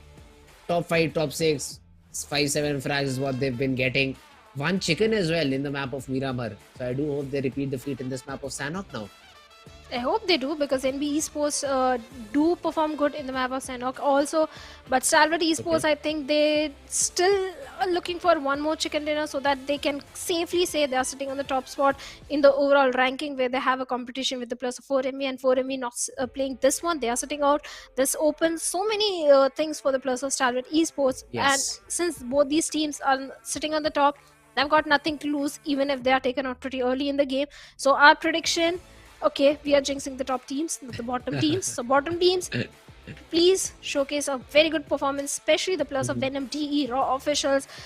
Everything is on the stake, because you have to qualify for the grand finals. And after this game, only 4 games remaining for each team. Total 5 games. If you qualify for weekendy, then 5 games. Yes. Oh, alright, let's see. Let's jump into action in very little period of time. We'll be jumping into the map of Sanhok. Bootcamp fight, I'm all ready for it. Paradox fight, I'm all ready for it. these are the places which teams like to go. Although I've seen a lot of drop splits as well, so we'll have again teams, losing players early on, losing 1 or 2 players early on. Camp Alpha, Camp Bravo, Camp Charlie, another 3 camps to watch out for. Sometimes we do see a fight around Camp Bravo, but that's again on the teams at play, and I'll have to see if we see a fight happening there or not. Bhan is another region where the players usually spawn but never go. I'm a bit surprised why is that. But yeah, let's jump right into action and let's see which team gets this game. Sorry to cut you off, Fritz, and I hate to bring this news, but NB Esports, they are sitting out in this one. So you have to go for the second prediction. Quick! Oh, Raw. Okay, Raw officials coming in from the side of Fritz over there, and you do realize Raw officials need this game in their favor. They need to perform. They have to perform. I don't know. As soon as you said NB Sports is not playing, I was looking at the teams that are playing. I saw ST, I saw DE, and as soon as you said that, I was on Team Raw. So I just randomly said Team Raw is coming out on top, and let's see them get eliminated early on. Let's see, because that is what has been happening. IHC though this time is a very interesting split. Tatmok, Khao. Look at Zeol, middle of nowhere. Godless also eyeing for small compounds. And this is the split I was talking about. But wait a minute, we have a fight in ruins. High voltage, the team to almost lose a couple of players here. High voltage, they have to go for a good start, but this time again they have lost one player. But even the players of certain esports are not looking so very promising. The rescue mission is going underway, and Jiggle with a shotgun chimes in. But before that, Desert with a UMP-40 pulls the trigger fast, and he takes on Jiggle. Now Assassin with the S12K, the plus of certain esports, and a sliver of HP. 2+, it's a 1v2 situation. Desert comes in, but Assassin with the S12K ready to shot, but won't be allowed to do so. And with that high voltage, they have been eliminated. Oh, a very bad start. But Sitim, well, they got 4 defeat points. And with that, IHC also, Fritz, they do have a very good chance since it's the last game. They came on the 3rd spot in the first Miramar. They came on the 2nd spot in the second Erangel. So they are also eyeing for that chicken dinner. So could be possible that IHC can also get a chicken dinner in this one because they need it. No more chances to change your prediction though. Yeah. You cannot. You're the more experienced one. But yes, Situm, a good start to the game. High voltage. Glad I didn't choose that team because I would have ended on 0 points again. Situm though, the way that they finished that fight, they did not have a lot of loot. Although a good decision made by them, since it was a very prolonged fight, to avoid any chances of a third party, they instantly rotated off and left that place. That's a good decision. That's a good decision from Team Situm Esports. Although they'll be divided for a few minutes, for a few seconds here, but probably they'll regroup somewhere in the later stages of the game and then try to play as a team. Team Raw though, in Painan, enjoying the loot. Hopefully they enjoy the chicken in the future. Well, 4MB, they are sitting out, so a good decision from the side of IEGL also to go in the city of Painan, because Painan always offers you a very good loot, and usually you find Painan in the very first circle, so you don't have to rush for the rotations also. That's why kudos to the IGL, good decision on their part. Raw officials, even in the map of Sanhok, the Raw officials tend to perform decent. Yes, the way they are winning the 4v4 fights, it's an aggressive map, perfectly placed for the players of Raw official. But right now, Rare X and Gangsta, they are in a tricky spot, as Gangsta all by himself. He has an M416, a grenade, a Molotov, and he has a vague idea there is a player. But the player of TRZ is not giving any sound cue, letting the player Gangsta scuttle back to the safety and regroup with his teammates. Yes, it's a good decision coming from Gangsta, but finally the players of TRZ chimes in a bit late, but finally they do, and takes bit HP from the side of Gangsta. Now Gangsta, how is he going to regroup with his teammates? Yes, there is a boat, but it's a boat. It's not so easy, and Gangsta with 20 to 30 HP, not looking so good. He's trying to close in the distance to water so that he can jump in, but that would be his death. Although Mad Cat says we won't take a lot of time, we'll just first take you down and then probably pick you off of the game. But yes, ASL, they have started to go down one by one. High Voltage was the first team to get eliminated. ASL losing a player early on in the game. Abrupt Slayers. The inconsistency has always been a problem for the players of Abrupt Slayers. One game they share, one game they shine, the very next game they start falling down, and this time also they have lost one player, and even the position of their is not so good because they are somewhere towards the southern side of Bantai. It's a very long journey. They might have to cross paths with the players of MABETEX Esports who are already making their rotation from the southern side. So Abrupt Slayers need to be a bit careful. But DRS, this time they can have a very good rotation. Stalwart Esports, they dropped towards the side of boot camp, having a center control for themselves in a good spot. But the split that is coming from the side of Stalwart Esports, 2 players on one side of the river bank, 2 players on the other side of river bank. Good decision coming from IGL. The circle can go either side, and this split is definitely going to help the remaining players to migrate to the circle. Stalwart Esports just around the shore, hoping someone tries to come out through the river and take him down. That is not the case for now. And AUG dropping from the sky, and it is near the player of IHC. So if he wants, he can go for it. But I think the drop will drop inside the river, so it won't be possible for them to get it. But wait a minute, Team Raw, you need to be wary of this snake. Riley sitting in the long grass. No, wait a minute. Sleeping in the long grass. And yes, Zordi has a little bit of an idea. A nade being tossed, and Riley, he'll be tagged to 42. The nade did a little bit of damage to Riley. Not enough to get that knock. Zordi trying to climb up on the rock. Won't be able to do so. And Riley repositions himself. Raw officials, every single game matters a lot to this particular team, and so for the players of DE Venom, this is the second time both these teams are going up against each other. And Krita out in the open, spotted by Kese, and he's trying to pep a few bullets, take some HP out of Krita, but nothing coming out of it, no connection whatsoever. But the information has been passed on to the players of NMD that yes, there is a squad present and you have to be very cautious. And the way Zordi is out in the open, just having a little tree trunk for the cover. Raw officials, they have the position advantage. They have a little bit of the higher ground. But from the backlines, there is a possibility of a third party because we can see Stalwart Esports also in the close proximity. And Stalwart, well, this is a team that always hunts for the players. They always hunt for those elimination points. And if they hear any kind of a commotion, they will rush in and they will do a third party, no doubt. And let's see, DU Venom. They're letting they're not falling back. Neither are they fighting it out. And in the jungles of Sanhok, it's so difficult to fight, especially these long range. You never know from which angle you'll get spotted. But wait a minute, the zone just shifted, Shadow, and look at the zone, gone all the way onto the Camp Alpha Island. Now Situm sitting on top of these mountains will have a barrage of frags to acquire. Stalwart Esports, they'll rotate. D Venom, they'll rotate. Team Raw officials will also probably try to rotate at the earliest. And all of these teams will be spotted down by QB and DesertX. They will also fight among themselves. So Situm, they just need to sit tight and acquire all these frags from down below.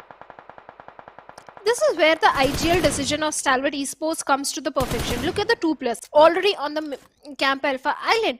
Then can bring the remaining 2 players. They already predicted the circle can go towards Camp Alpha.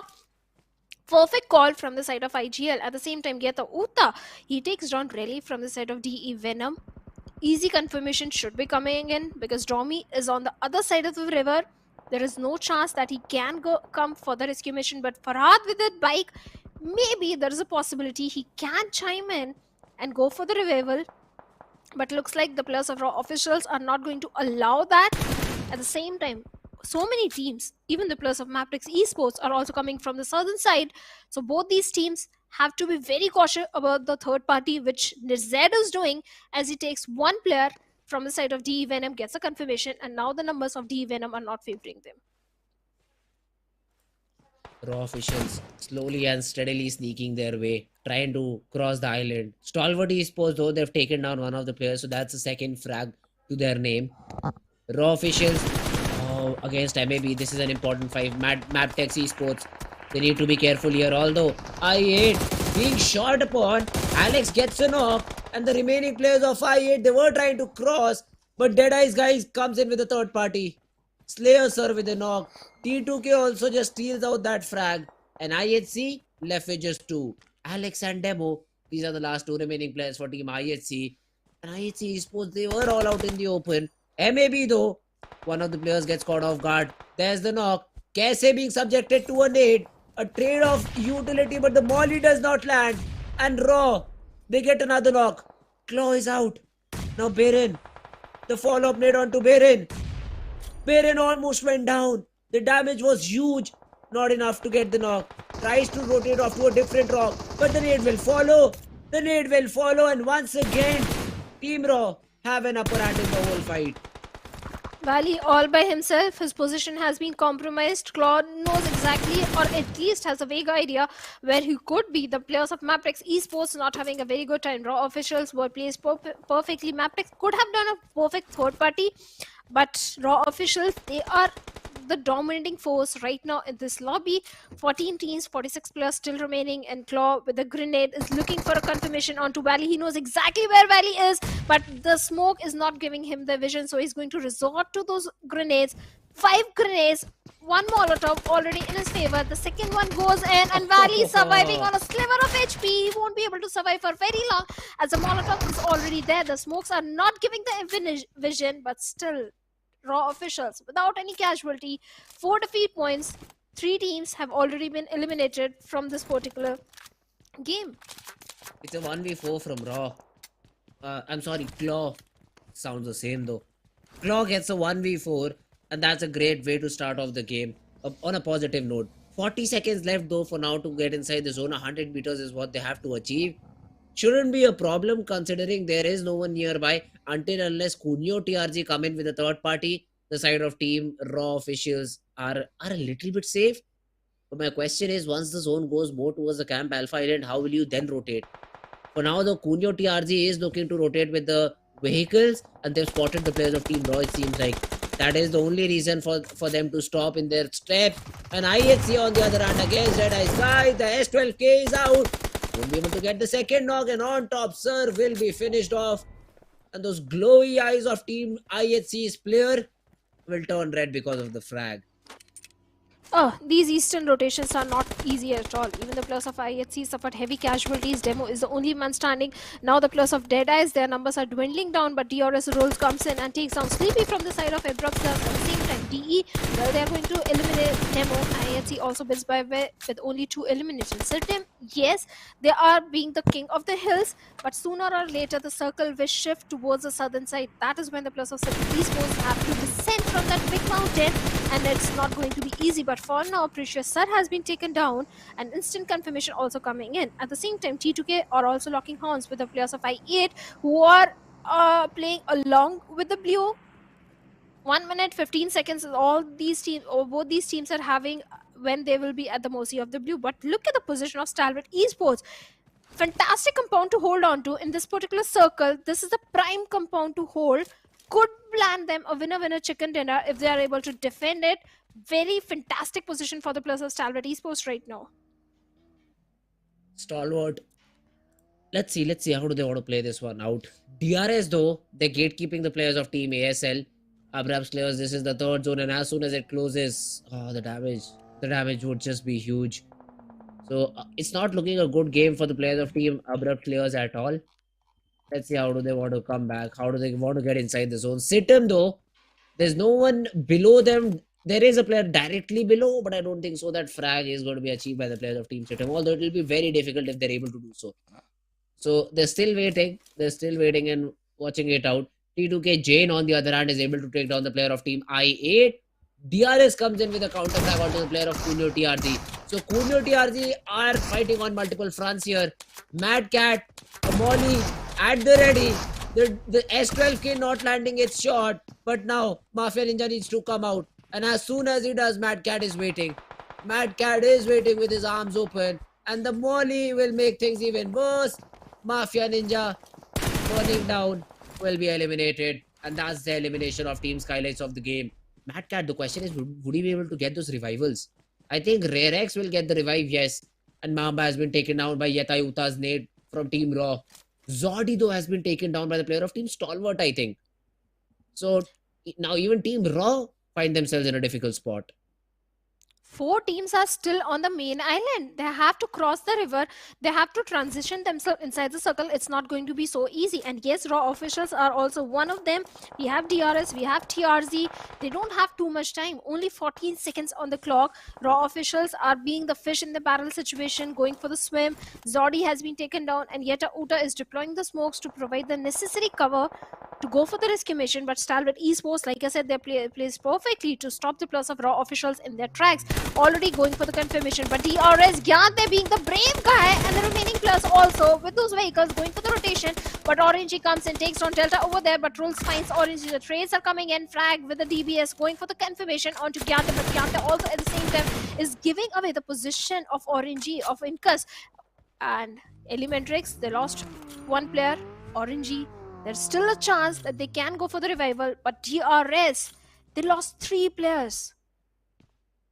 Unnecessary smokes being thrown there by the players of Elementrix. This can really help you in the future stages, let alone future stages in the next 10 seconds, because you have to move inside the zone. And let's see if they're able to do so or not. 3 players of Team Raw, they still survive. Elementrix with all the 4 and Situm with all 4 players left to their name. So let's see how do all these teams manage to get themselves inside the zone. Abrupt Slayers, both the players are still struggling with the blue zone. Venom X DE, this is again another team with 2 players standing, but they have a good area inside the zone. Claw from Raw goes down. Raw officials losing player because of the play zone. Punyo TRG also trying to make their way inside. For now they're safe. No teams around them. For now they are safe, but 22 seconds is all they have. And the big mountain is still captured by the players of Situm Esports, and the way the players of TRZ are running out in the open in the map of Sanhok, not a good idea from the backlines. One of the player, Chari, can come in. Right now he's at the mercy of the blue, fighting with the blue to move inside the circle. All he has is 4 first aids, and he knows exactly the plus of TRZ right in front of him, Rare X, but he's not going to fire any bullet because he wants to make it inside the safety of the circle. He doesn't want to give away his position, but Stalwart Esports are ready to strike onto the plus of TRZ. Play zone takes down Frag from Elementrix. At the same time, Orangey is also down. Elementrix, this is a very crucial revivals. They have to go in. But TRZ, I'm just worried about this team. TRZ, Rare X and Mad Cat, they'll be backstabbed too. Although, Mad Cat manages to take down Irzed and did not take a lot of damage, or the reload has to come in. Mad Cat now, 7 nades to his name. He can make a mini red zone here. The smoke won't help you a lot, but the nades are not landing in the right spot. The follow-up nade will take down Irzed again. And now, Punyo really have a chance to push in. Mad Cat spotted. Icy with the shots. Not landing any of it. Finally, he comes out. He tries to connect the shots, but Icy goes down as well. Situm QB with the third party, and Stalwart Esports eliminated. A perfect third party coming in, and Situm sitting with 8 elimination and a very good position in the circle. Elementrix also, this can be a good game for them. They have the numbers, but TRZ, they are still fighting to have a good spot. Venom DE, they need the points. Even the plus of Raw officials, they need the points, but Raw down to a single player. TRZ down to 2 plus. It's only Situm Esports who have the numbers advantage, the position advantage. The next circle is going to decide the fate of so many teams. But Yeta Uta, despite being the lone wolf out there, is still fighting as he takes from Mad Cat over there. But now Rare X is going to retaliate as he takes hefty HP out of Yeta Uta. It's a 1v1 battle. Rare X versus Yeta Uta. 2 lone wolf from their team. Who is going to come on the top? Situm is going to come out on top because they are literally on top right now, on top of the world. And I think Yeta Uta does not have any more first aids to work with. So that's another bad thing for Yeta Uta. Cannot heal himself up. The only positive here is the zone. He can crawl inside the zone. Neither Rare X also has nothing to play with. And now finally Situm have to move their way down. And I8 Sky can pester him. DE Venom can have a shot at them. And Situm would be in a little bit of a trouble. That is the only team surviving with 4 players. We have Elementrix and Venom DE with 2. And all the remaining teams, TRZ, Raw, DRS, Deadeyees, I8 with just 1 player each.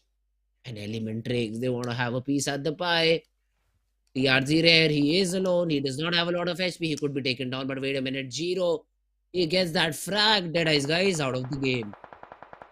Well, Slayer sir, he was at the mercy of the blue, coming from the northern side, fighting with the blue, and finally he didn't had enough 4 states, and he has been eliminated. Now Sitem Esports still being the king of the hills, but look at the position of Zero. He's so very close to Krita over there.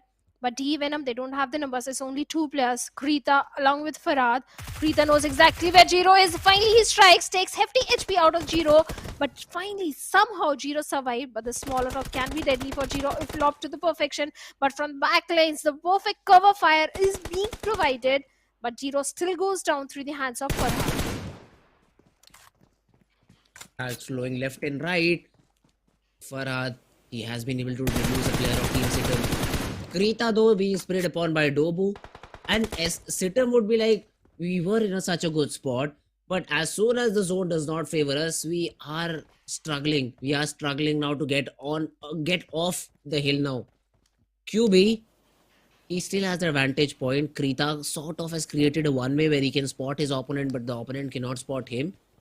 That's a great usage of the smoke. DRS killer, he could come into the crosshairs. Yeta Uta Ross somehow found some healings and has been able to heal himself back up. And Krita just falling down. He just does not want to be in that position. Farad and Krita, the 2 remaining players from DEADEYES guys. D Venom, sorry. Just making sure that they play for survival from here on. And now Dobu has to make a decision. Where does he rotate? How does he fall down? Because if Dobu goes down 2, Sitem would be just left with 2, and all of these players would have a realistic chances at winning the chicken. Yeta Uta with the molly wants to dish out some damage. Incas though gets a knock on to Krita. D Venom now find themselves in trouble. Elementrix with the shots. Dobu falls off. Oh, finds the lucky rage, but now might go down. And yes, he does. Farad goes down too. Venom DE have been eliminated.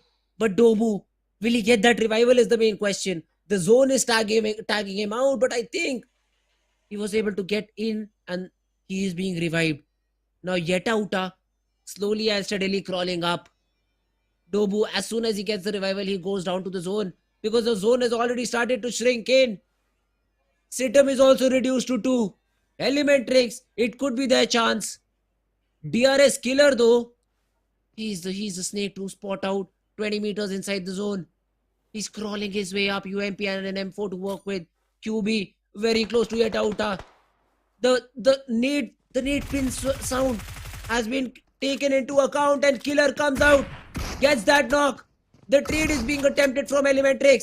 Killer, very little HP, will go down to the play zone. Survives for now. The DBS not connecting, but finally it does. And Incas gets a frag. Down to the last 4 remaining squads. 7 players all around. Sitem come in. Sitem gets that revival too. So it's a 3v1v1 now. Incas has to get a knock onto the player of Sitem. TRZ as well surviving. Kunio X TRZ in the game. QB spotted the player of Elementrix. Incas with the DBS.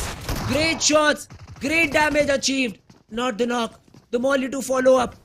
It's a good attempt coming in. Dobu spotted. Mollied again. The nade from Incas. A lot of utility being thrown from the players of Team Elementrix. Whilst the other 2 players, they just survive. The nade finds nothing. And now Incas has to move it. Yeta Uta gets another frag. Desert gets the trade. And now Yeta Uta in a 1v3. Spotted down. Sitem will run him down. And Sitem get that winner chicken dinner. Oh, Sitem Esports, the numbers advantage finally coming in handy. They were holding on to that big mountain, the temple area for a very long time, and finally the circle was in their favor. But the moment they had to descend, they lost one of the players, but still 3 players surviving. And it was a very deserving chicken dinner for the players of Sitem Esports with 13 eliminations, 1721 damage, and in the overall ranking, they are sitting at the 14th spot.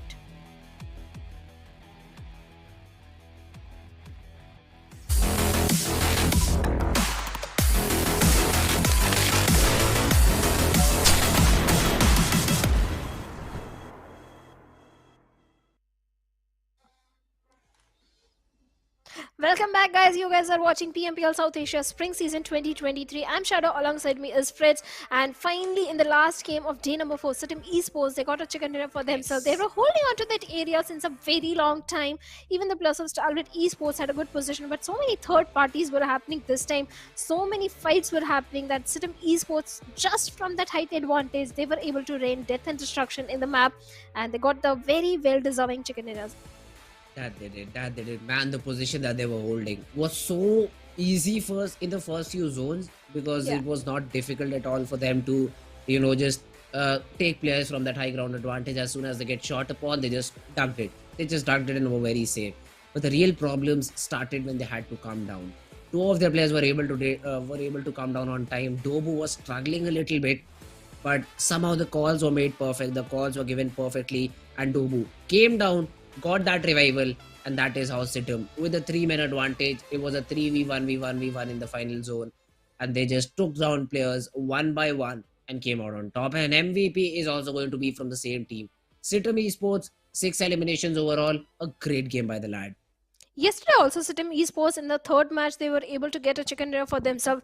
So every day Sitim Esports this particular week, even day number 2 in one of the Erangel, they got a chicken dinner.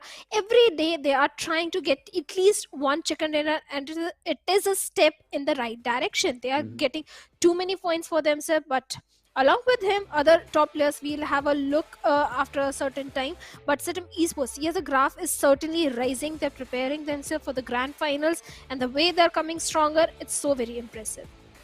Oh, that's true. That's true. A great job done by the players of Team Situm Esports.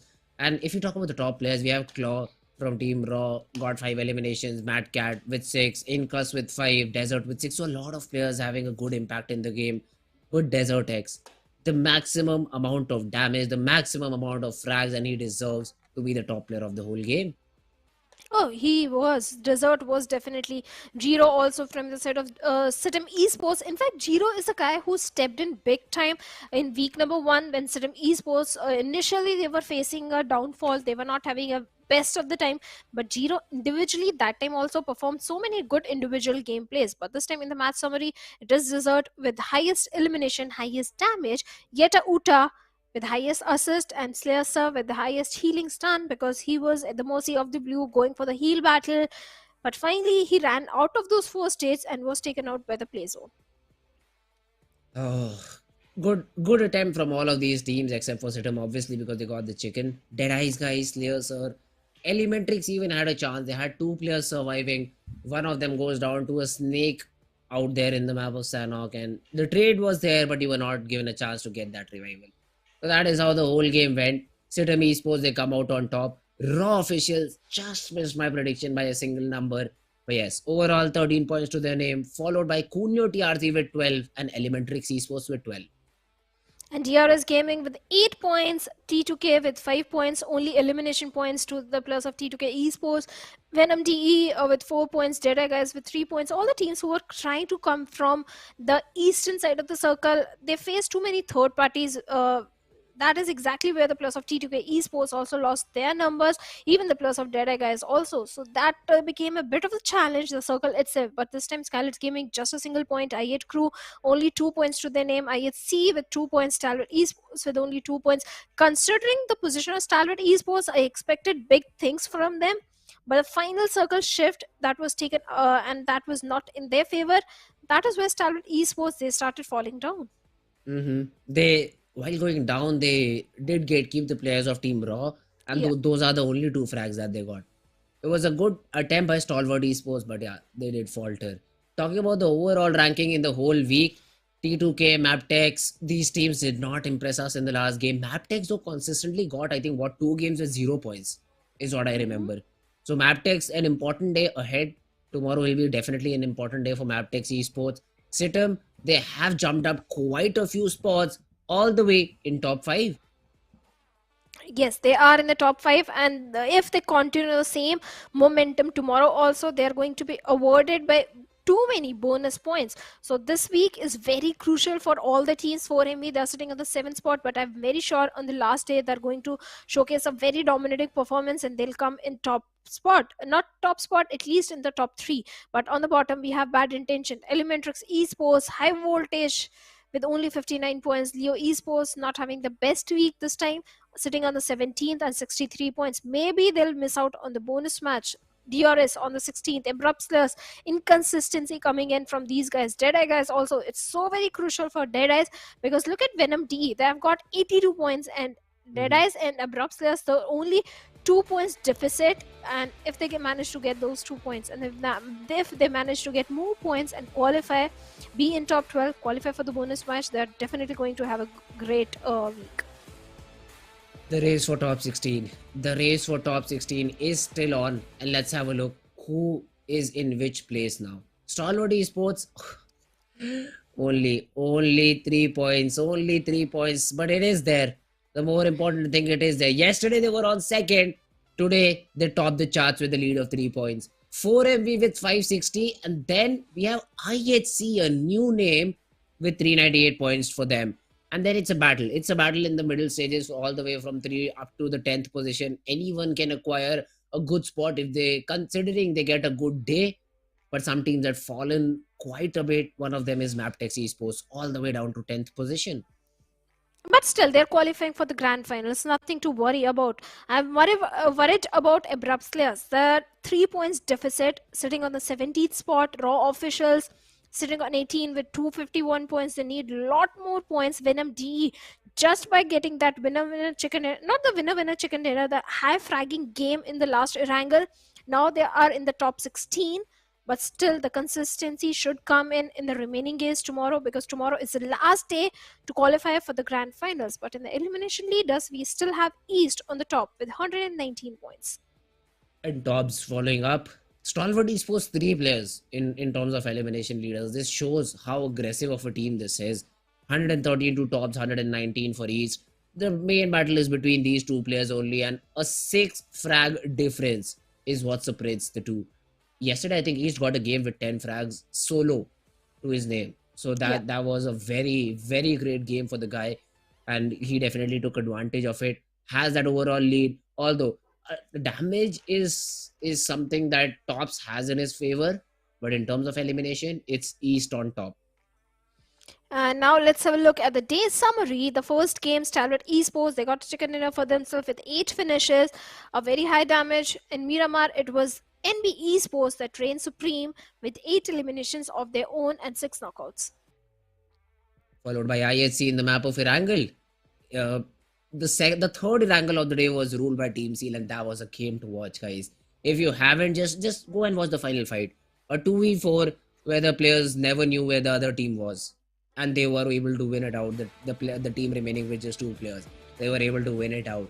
Oh man, that was a great game. And then to finally top things off, we had the map of Sanhok. And it was a great day. Still, again, none of the teams were able to replicate what they were able to do in one map. No repeaters in terms of chicken dinners. And I'm still waiting for those good games, some good games from the players of Team 4MV. It was just yesterday that they performed. But again, today, they falter out. They faltered out, but overall it was a completely Mongolian domination day, because all the teams who have gotten a chicken dinner, they all are the Mongolian teams. So yes, Mongolian domination is still continuing in week number 3. I hope in the grand finals or tomorrow we see some different regions also stepping up, because Bangladesh region also stepped up in one of the game. I think it was TRZ, yes, TRZ from the Bangladesh region. They are also showcasing good performance. So I expect other regions also, especially Nepali region. Nepali region have so much talent, so much skills, especially the plus of T2K and DRS. Big things are expected from these particular lads. But that's it for today. All you guys watching in the chat, thank you so much for showing in. Me and Frizz will see you guys tomorrow. Only one day remaining for the grand finals. After that, top 16. We'll get the top 16 tomorrow. Thank you so much. Have a good day.